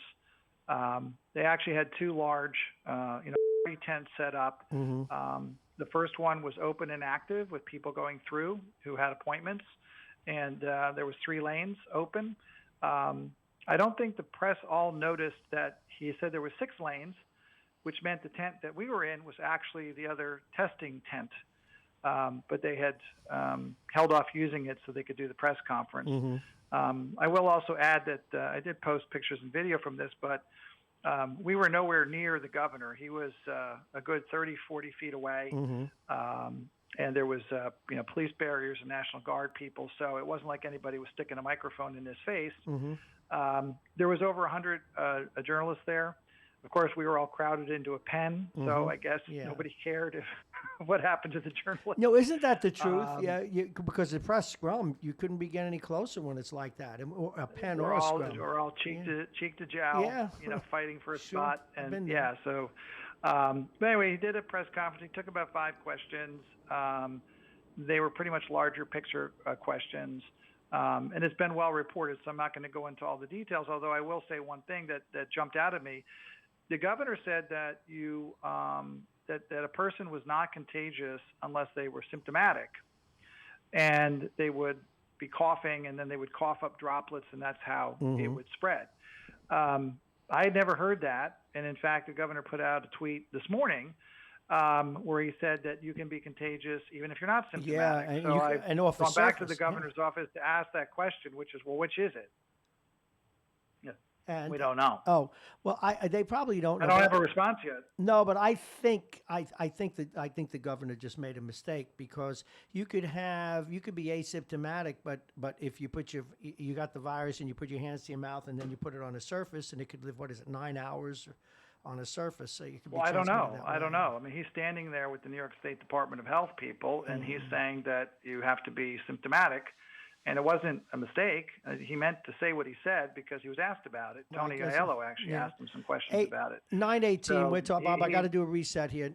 It's 9:18. That voice you hear is that of Bob Cox, the managing editor and Talk of the Sound, considered the source since 2008, and the premier journalist here in the city of New Rochelle, the epicenter, as it's been called.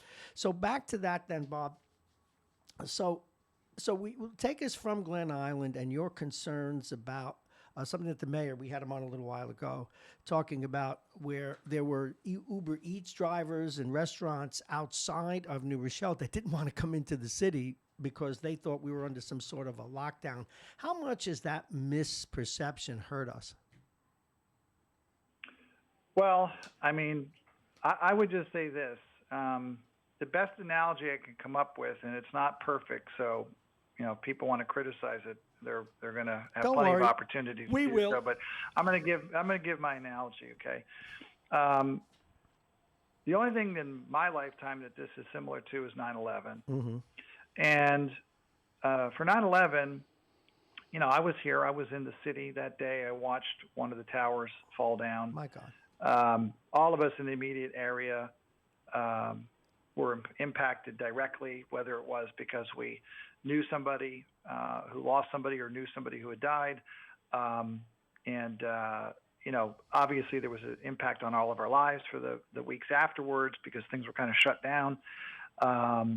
So the way I kind of put it is if you're in this area, 9/11 is something that happened to you. No offense to the people of, let's say, Iowa, but for people in Iowa who watched 9/11, it was something they watched on TV.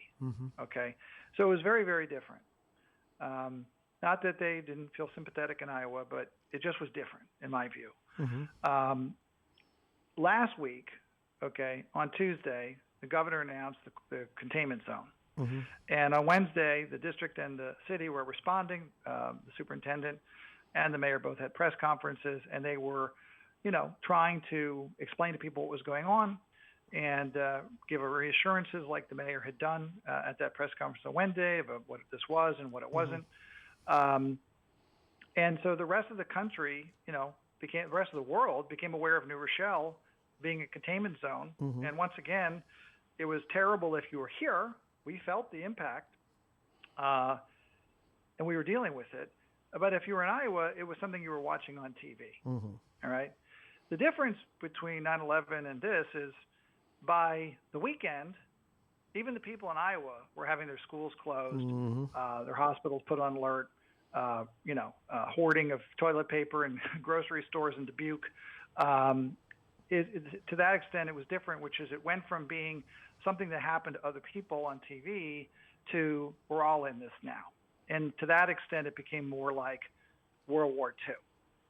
So it's been, to me, amazing to wake up every morning and just think how fast and how far this thing has moved along to the point where what we were discussing a week ago Monday, is just another world. We don't exist in the world of where we were the last time you and I spoke. That's right. We're in a whole different place. And I thought the governor, who has spoken, several times to the press, and he's been on quite a bit of, national TV, keeps making the point that he's not interested in the recriminations. He's not interested in the finger pointing. He's here now, and he's dealing with making decisions now about what to do going forward. And, I have to say, I know this governor has plenty of critics, he can be a jerk. Yep. Okay. He can be a bully. All right. But when you're in a foxhole, that's kind of what you want.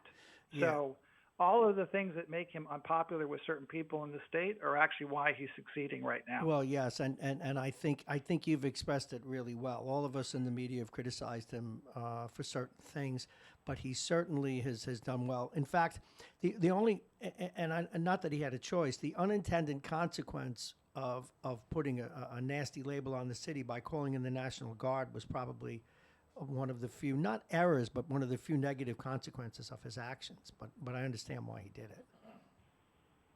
Well, I mean, the bigger question for me is on the National Guard front is what are they really doing that couldn't have been done by the people here?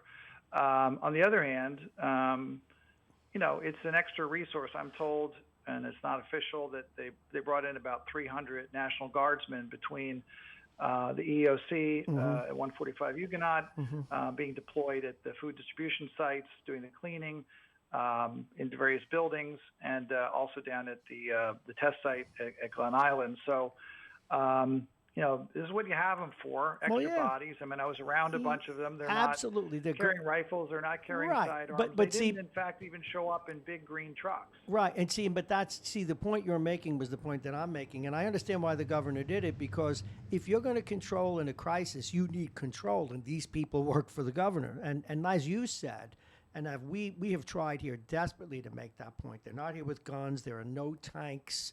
They're dealing with food and cleanup. We are not in an armed camp, as many people thought. But anyway, as we move on from that, our guest, Bob Cox, he's the managing editor, publisher of Talk of the Sound, the definitive journalistic entity here in New Rochelle. So let's move on. I know you've been up in the North End. You've been around the city. What is the sense of the people out there, Bob? What are their concerns? Are they as scared as it appears, or are they just, as some people think, I should say, or are they just hunkering down because they know it's the right thing to do? Well, it depends on who you're talking about. If you're talking about the 1,000 people who were quarantined, and I'm using a rough number there, I don't know what they're thinking, because unless they went on TV, they're not really out and about that you can talk to them. I think the people who actually live in that area, when it was first announced on Tuesday, were sort of a combination of bemused and a bit skeptical and a little irritated, because their view was this really has nothing to do with us. I asked the question of the mayor at his press conference, which is, what's so special about a mile distance? But again, the situation on Tuesday and going into Wednesday is not the situation we were in, by the weekend. Absolutely. By the weekend, everything was shut down. Who thought on Monday that the Major League Baseball season, the NBA, NHL, everything would be put on hold, March Madness would be canceled, The Metropolitan Museum is closed. My favorite, the Metropolitan Opera, is closed. I had tickets for a Broadway show or off-Broadway show with Sam Rockwell and Lawrence Fishburne canceled. Wow. Everything, kind of done. Pearl Jam was supposed to be playing the Garden in a couple of weeks, done. So entertainment, sports, mass gatherings, it's just, we're in a whole different world. And so it's almost impossible to really kind of look back and critique what was happening last week, because we're not in that world anymore. We're in a whole new place today. And we're going to be there for a while. I've been trying to say this about what's happening here locally. I had information as to what the CDC guidance was for New Rochelle a week ago. I was told about it, but I was also told I couldn't talk about it. Yes. But by Wednesday, the White House made it public, and it's specific to New Rochelle, and I published it, and people can read or they can Google for. Well, give us the thumbnail for New Rochelle. Give us the thumbnail. Well, the main one that impacts the school district is that they were recommending that the schools in New Rochelle be shut down till 2 weeks after the spring break, which would take us to April 27th. So what the governor was talking about at his press conference when he announced preemptorily that the New Rochelle schools were closed last week before the containment zone order, he was really referring to the CDC saying they should be shut down for 6 weeks. That's what the governor wanted at the time. The district obviously didn't want to do that. Similarly, resisting the governor the way Bill de Blasio has done in New York City up until now. And so they came up with this alternative solution, which was the containment zone, because that had the effect of at least closing up 3 schools, but 3 schools that cover over, I think, a little over 50% of the students. But of course, for most people, that didn't make sense either, because and I asked this question, if you're going to close 3 schools, why not close them all? And Dr. Fay, who answered that, and she kept talking about the need to get food to students.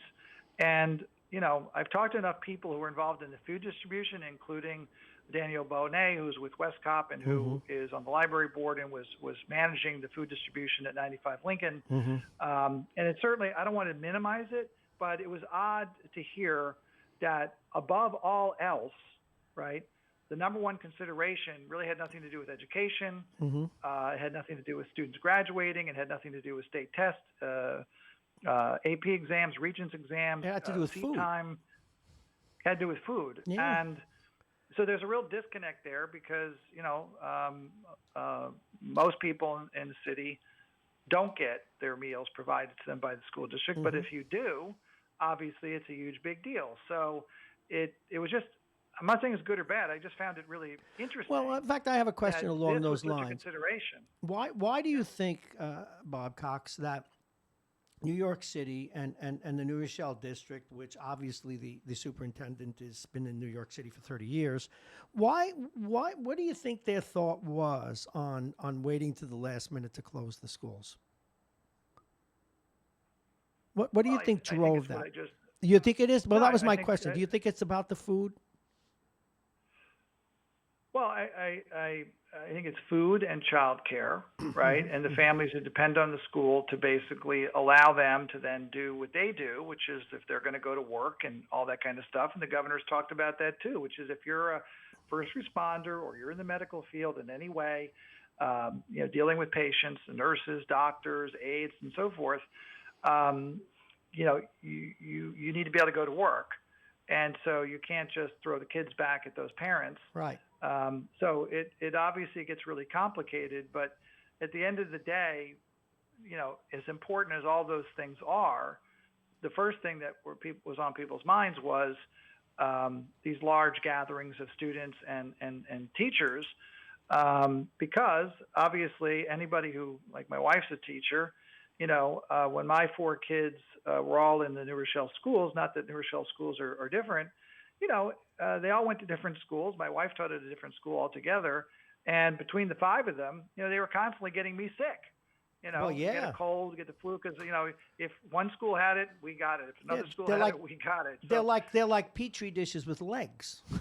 These kids, yeah. Well, it's just that this is an issue on a good day, so it seemed odd to close 3 schools but not close all of the schools. I think that if you look at it now, we can argue about that kind of stuff, but I go with what the governor has been saying, which is there'll be a time and a place for all that kind of look back. The reality is that I don't think people, generally speaking, fully understood the scope of what were happening on Monday, on Tuesday, on Wednesday. I think that's now changed. We are where we are, which is, things are shut down in the schools. Mm-hmm. Things are shut down generally, and they will be. I would just say, though, that there's a date hanging out there of March 25th, which is the school district is still using that date. Mm-hmm. Okay. I don't know why. I mean, there's it's cable, right? There's no effing way. No, you can. Okay. That the schools are going to open on March 25th. That is not going to happen. I totally agree. And I don't see why the district doesn't just say, we're going to be closed until after the spring break, because it's silly, right? Because March 25th, you come back, and then a week later, we're on vacation anyway. So take the few extra days, get us some more time. And the CDC is recommending April 27th. I think there's a decent chance, actually, that all the schools in the area are shut down, period. That this is it. The school year is over, and see you in September. I really think that that's a distinct possibility. There may be some efforts to do makeups and things like that, but, this is not a normal situation. No, it's not. I also have a daughter who's in college up in Rhode Island. My other daughter's in graduate school at Columbia University, and my wife teaches at Columbia University. So my daughter is supposed to graduate from Columbia in May. Mm-hmm. Well, they're going to do online learning, but she's not going to be walking down any aisle. Kids are not. Okay. No, that's absolutely. That's not going to happen. No. Obviously, if you're an athlete in high school or college, it's disheartening because your baseball season, your basketball season suddenly ended. Mm-hmm. And so it's sad that I saw one student from Harvard on. We're getting CBS Boston on CBSN, which is the network my daughter works at, which is CBS News' streaming service, because the CBS Broadcast Center in New York is shut down. Yep. It's been that show from 60 Minutes, was produced someplace else. They're producing out of hotel rooms. I talked to Tony Aiello at CBS. They're operating out of their live trucks. Yes, and what's interesting, I listen naturally as you do.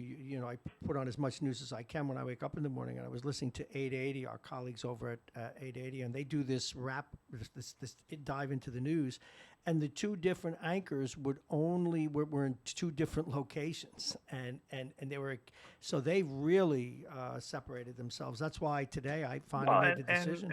And look at us. I've been doing shows with you since September, and except for one occasion when you have construction there at the train station, I always come into the studio and talk directly across. But it goes into the category of unnecessary. Well, yeah, it is. That's why today I realized contact. I can't have. Melissa showed up kind of a la carte, which was nice, and Jake's here, and I don't know that I want to expose him anymore either. But again, he's a big part of the show, so we've had to make those decisions too. And let's look forward. Bob Cox, our guest. Well, I think in your studio, Bob, it's the size that you can. If there's two of you, right, then maybe you can be 6 feet apart. When you get to 3 and 4, it becomes a little more tricky. Yeah, you can't be, but that's absolutely right. Standing up against the wall. Well, it's true, and actually it looks like a petri dish because of all the windows. But folks, don't worry, I am armed with everything. Let's look forward, Barb, based on the contacts that you have, the people that you've been talking to. And again, it's anybody's guess, but an educated guess, a thoughtful guess. Where do you think this is headed? How far do you think? I mean, most of us are not going to get deathly ill.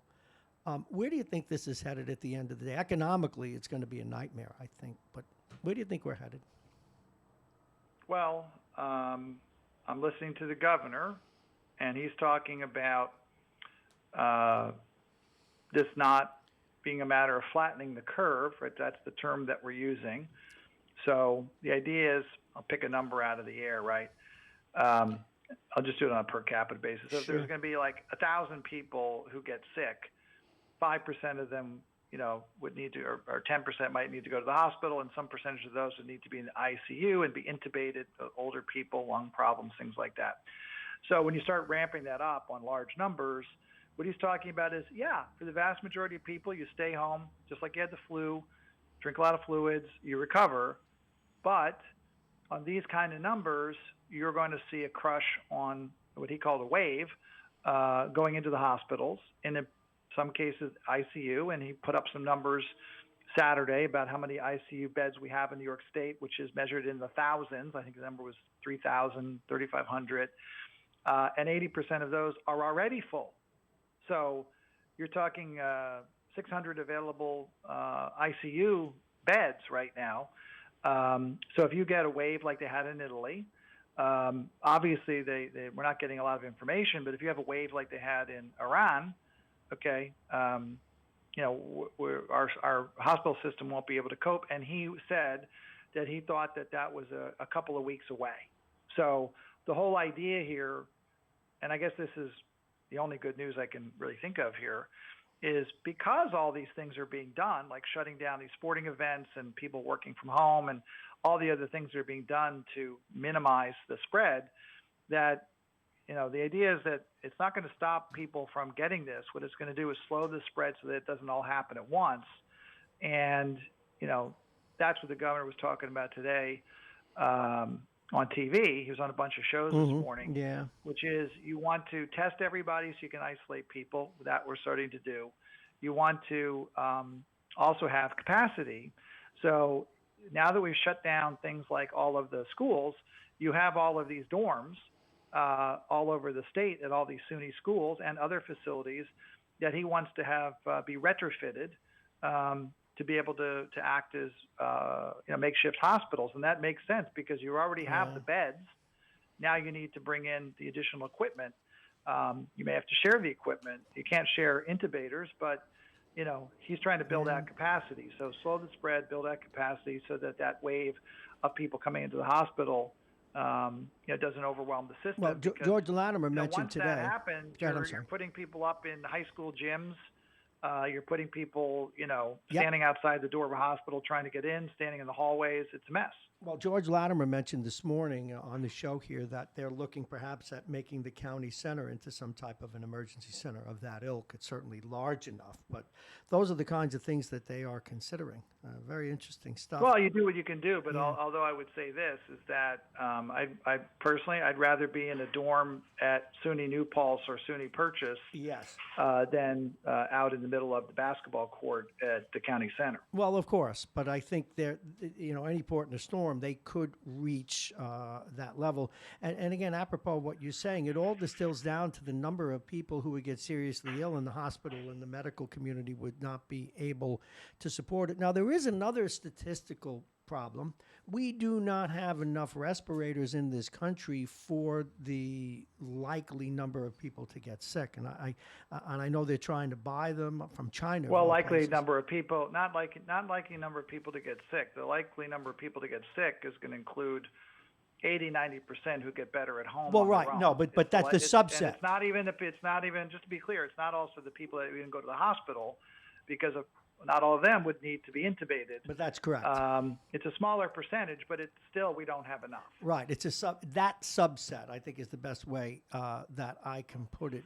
Now, in terms of recovery, how do you see, and since we're here in New Rochelle, how do you see us recovering? I mean, the restaurants are going to get killed. I mean, even what we do here, I reach out to a sponsor now, or a new sponsor, and some are still going to be sponsoring, but lesser than they would have, and others, I can't do it right now. I don't even know what my business is going to become. A lot of small businesses are going to get clobbered, Robert. Clobbered. Well, you need to go look for advertisers to sell hand sanitizer, toilet paper. I may sell They're flush. You should see. I have all these things here. If you're watching on the tube, I'm ready to go. I've even got. Let me see. Bleach with 10% water, 10% bleach, 1% bleach, 1 out of 10. Anyway, well, I will say this. have made it a point to go to the grocery stores to see what's going on over there. I went again this morning. I was there a couple of days ago. I went last night. Just to kind of, I was there. I think I was there Saturday morning, and then I went again this morning. And so I went there at 7:30. Unbeknownst to me, I went to the Stop and Shop on Palmer Avenue, and they've changed their hours. So they were 24/7.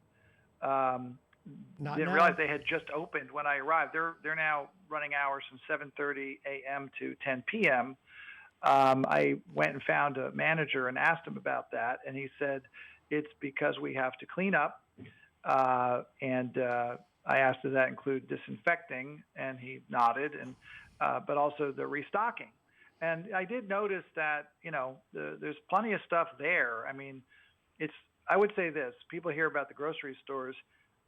It's not like you're not going to starve. It's just that you're not going to be able to clean your countertops, right? Because there's not a lot of cleaning supplies and there's not a lot of paper towels. There is plenty of, there's lots of food, Bob. There fruit, was cakes, vegetables, food, meat. The other thing that's missing is things that are add water products. So, I saw that pasta was cleaned out at the Stop and Shop this morning. Things like dried beans, to make soup, was cleaned out. So, but there were plenty of canned vegetables, canned fruits. If you want Fruit Loops, they have plenty of Fruit Loops. No, I wasn't. By the way, you know what? There were plenty of too. People ordered, but there were plenty of the pre-made chickens. The rotisserie chickens, which I love. Well, I will tell you that the one piece of meat that wasn't there when I got there was no chicken. Oh, okay. Because last night there was a lot of chicken in the other. Okay. Right. So I think it's coming and going. I did hear that the Costco down in the south end of New Rochelle had been kind of deluged. But again, it seems to me it's people coming in all for the same thing, right? They're all coming in to try to get paper towels, cleaning products, water, although I did notice that there was pallets of water available. Sure. And it's not like they were rushing out the door. I think maybe people realize, if I really need water, I just can turn on the tap. Well, duh, That's not a priority, So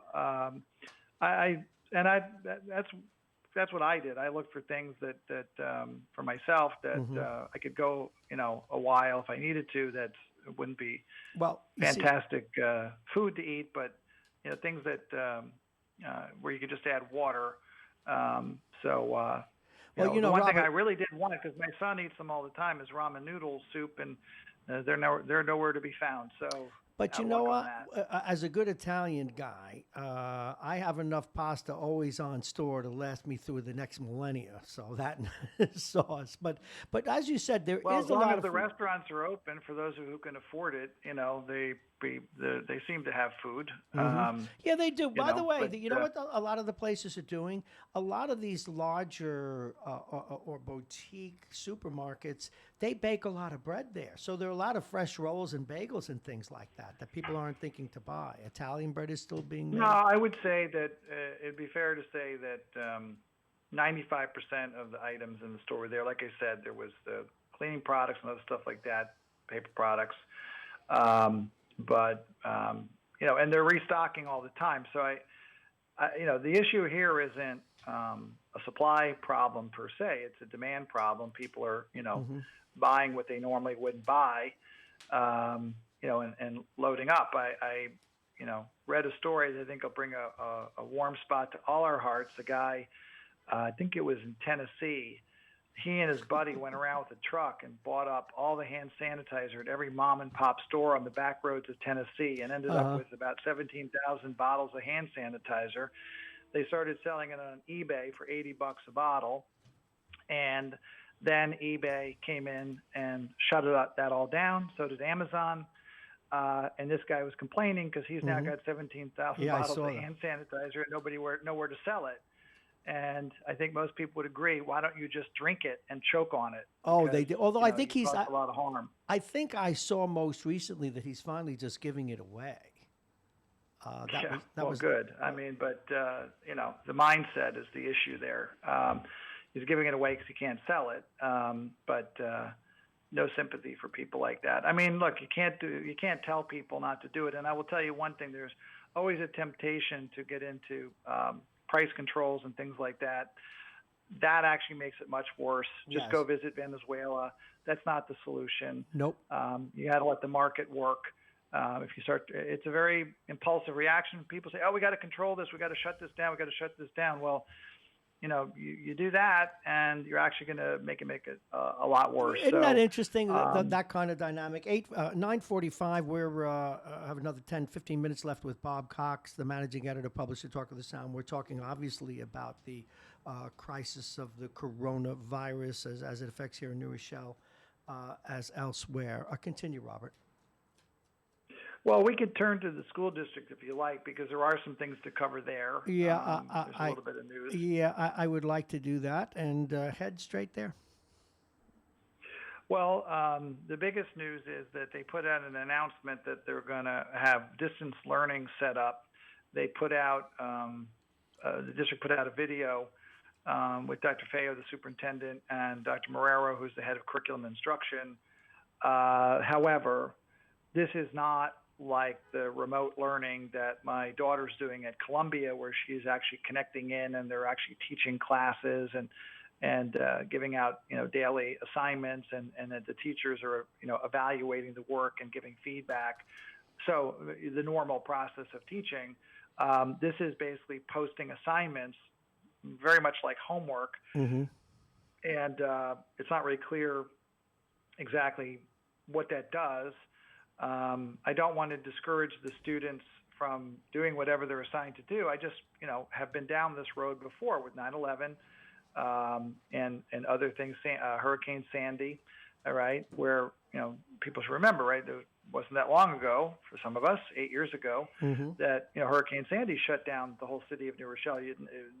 And you couldn't even move around because there was down wires and trees everywhere. And that went on for a couple of weeks. People didn't have power and all the rest of it. So they did give out assignments and at the schools, and then when they came back, the schools just waived them all.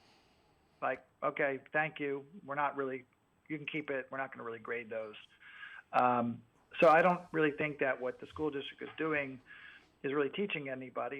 It seems to be a little bit more like make work.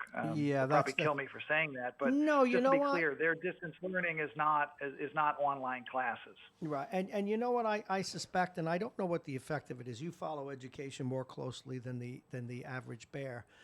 I think you just got to write off the third of the school year and hope that it doesn't do too much of a dent to the students when they try and move on to the next classes in the new year. I don't know what the other answer is unless they go to school in the summer.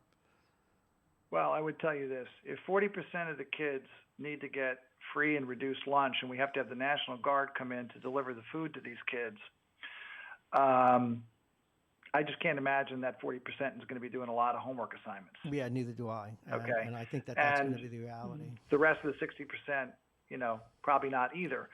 The problem is, if you have kids in the high school, what's going to happen in June with graduation? What's going to happen with taking the required state regents exams? That's not going to be required anymore.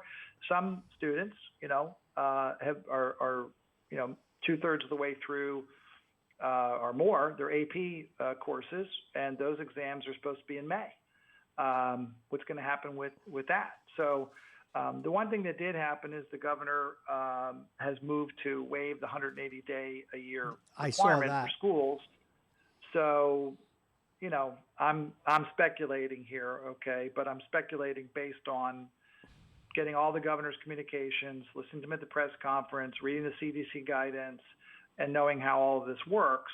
And I'm just telling you that I don't see how this ends up getting normalized this school year so that we can somehow shift a few things around, like ELA and math exams, the Common Core, shift around the Regents exams. I just think that this is going to be wiped.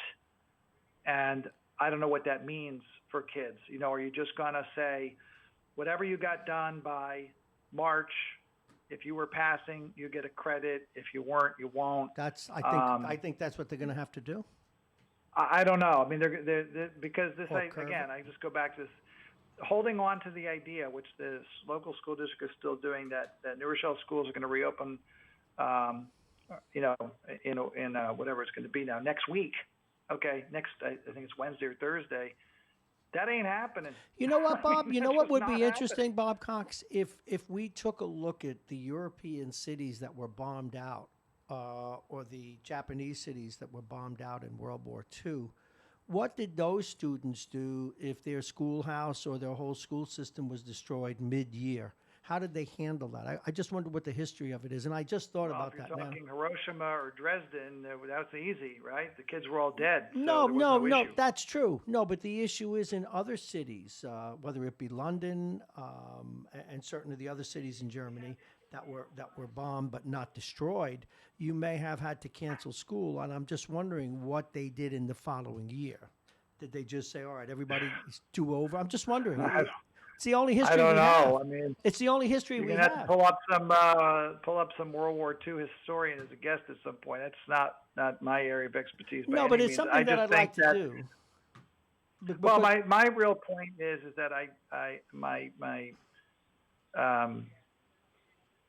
I've been actively involved in trying to encourage and offer solutions to have better communication. I am involved in a couple of committees.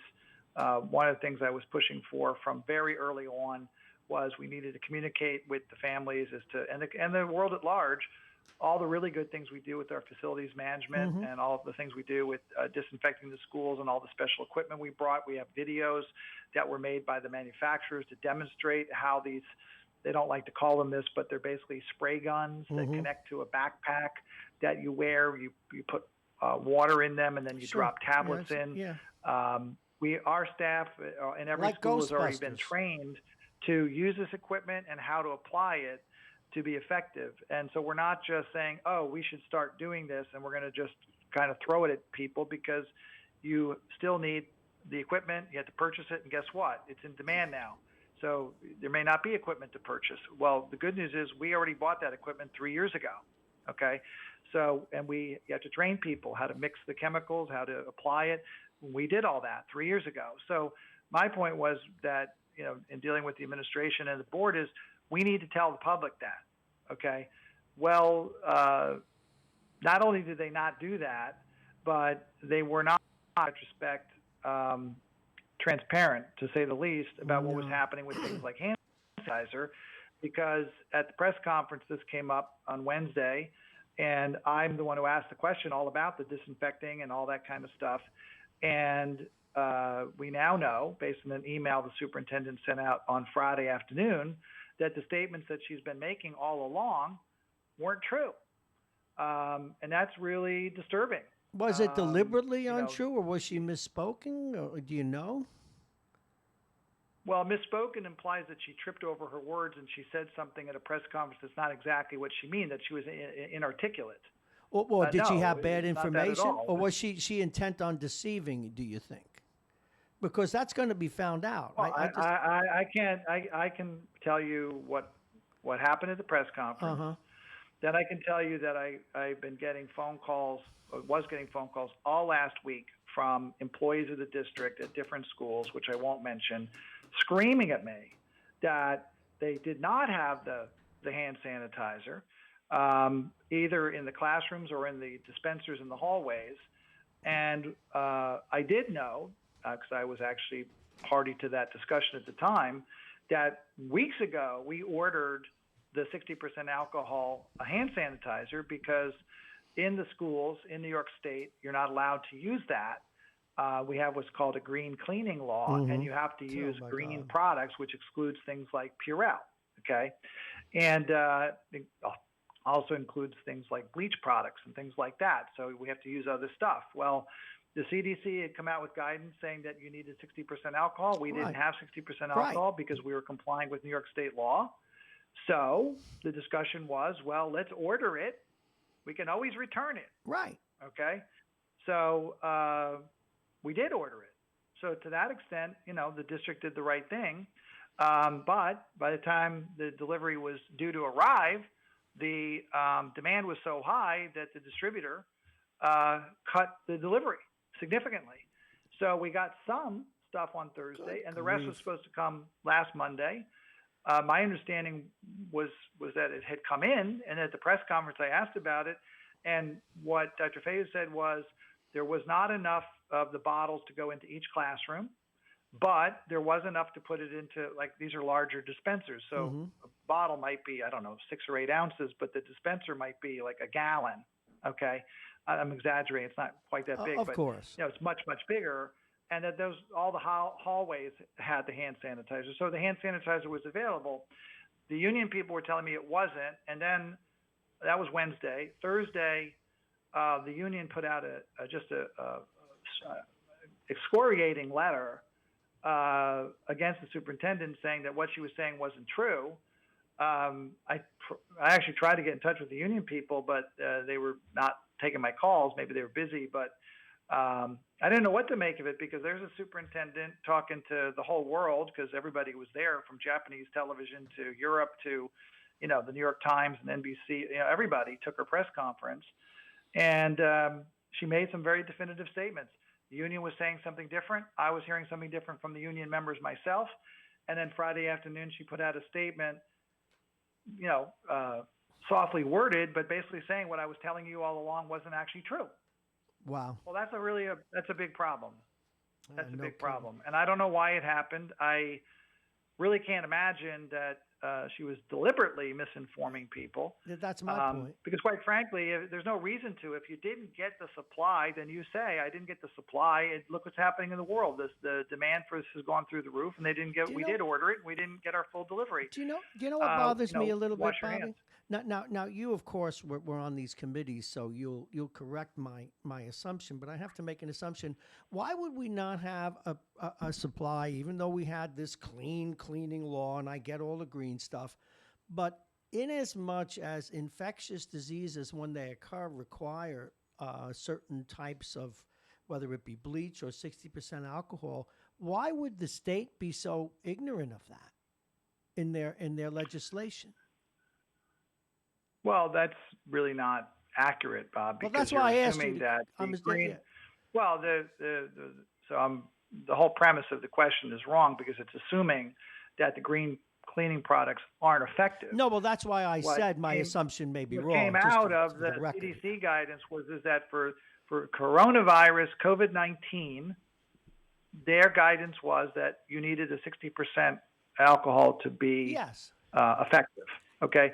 For other things, okay, obviously the state isn't telling people to use cleaning products that don't work. Okay. We are using products that work. Okay, but it's in this particular case. So what your question is also ignoring is that using the chemicals we were using causes all sorts of problems. So we had an issue, right, where they were using a very strong, very caustic cleaning product to clean the bathrooms.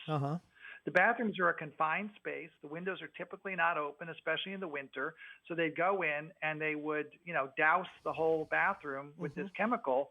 And then kids would walk in there who have asthma or other breathing problems, and they were struggling to breathe. So it's not like there's some unalloyed good. No, I got it. I got it. The chemicals. No, I got it. But that's trying to find a balance. But that's why, Bobby. But that's why I asked the question the way I asked it. I knew that my assumption was probably flawed, but I also knew that was something that other people would think. Now, and you make total sense now. I get it, but I wanted to understand. Well, it's a balancing act, and I think that we're in, and I would say this: we're in a highly unusual situation. The fact is that the administration did anticipate the need. So before the state actually gave a waiver, we had already ordered the 60% alcohol hand sanitizer. With all that said, okay, the CDC has also said that 60% alcohol sanitizer is not actually the solution. The solution is to wash your hands for 20 seconds. So the hand sanitizer is more like if you can't get to a sink, okay? But if you're in a school, right, almost all the classrooms, at least at the elementary schools, have a sink. And there's the bathrooms, and there's plenty of ability to wash your hands. So the Purell is like an add-on to that. We do have the ability to do the thing the CDC says is the most effective, which is to wash your hands. However, as I said at the top of this interview, all of this is completely moot now. It is in the past because we are closed down. Mm-hmm. So, woulda, shoulda, coulda. There'll be times to have all the recriminations in the world. The thing we're trying to do right now is get through this.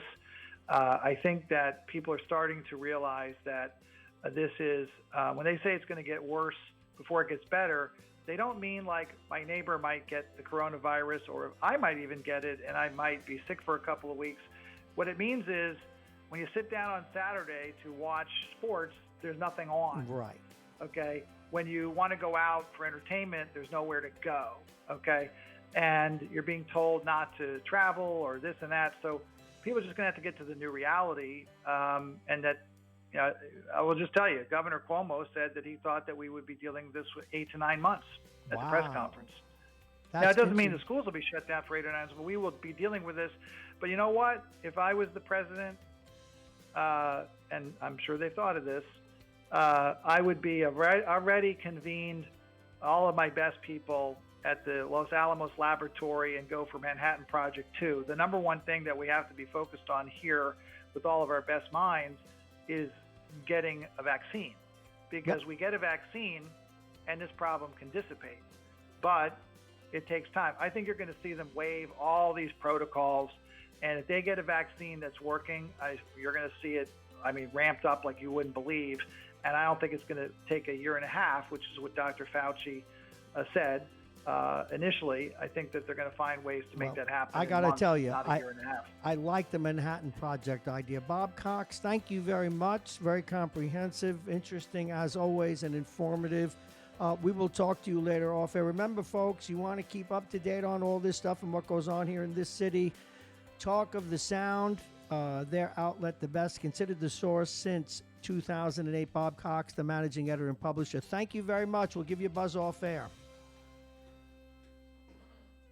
All righty, that pretty much slams the lid on it today. We only won 2 minutes late, but it was worth hearing Bob's wrap-up. We have a number of people to thank, not the least of which Jake Schaefer, who's now handed me his stuff here with this glitter in it. There's bacterial hand gel. There's coconut oil. We got everything here. It's right here for you. All righty. We need to thank some sponsors first. United Hebrew of New Rochelle, a top-rated campus of senior care. Visit uhgc.org. Aging Issues Management, the law firm of Payne & Con, Dominic's Fine Cigars, pluginvirtualreality.com, and our friends at the Beachmont Tavern. Our guests today, Marrone Vandermeer calling in from Europe. Thank you. Vince Russo. County Executive George Latimer, 3 o'clock today, he will be declaring a state of emergency. They're already there, but it'll become quite official. Jake, of course. Folks, you want to bet with Jake? He says he's convinced that Tom Brady's gone. You won't, in the immortal words of, I guess it was, who was it? Oh, yeah, I remember who it was. It was Fat Clemenza, the Godfather. You won't see him no more in Boston. So that's Jake. Of course, happy birthday to Mr. Galetta, Anthony Galetta. Mayor Noam Bramson was with us today. We got a visit from one of our former guests, a frequent guest in the morning show, Melissa Longkeish, and of course, Bob Cox. You've been listening to, I forgot to thank Tom as well, Tom from Pelham, and of course, Bob Cox. Great job. We'll see you all tomorrow. We've got to reach out to a lot of people. We're not going to have any more guests in the studio other than the odd one in certain cases. We'll let you know what's going on. We'll see you tomorrow at 6:30, where you will be joined by Vince Russo, Mike Edelman, Dr. Gupta. We have a analogist and infectious disease specialist coming on, and more. We'll see you tomorrow.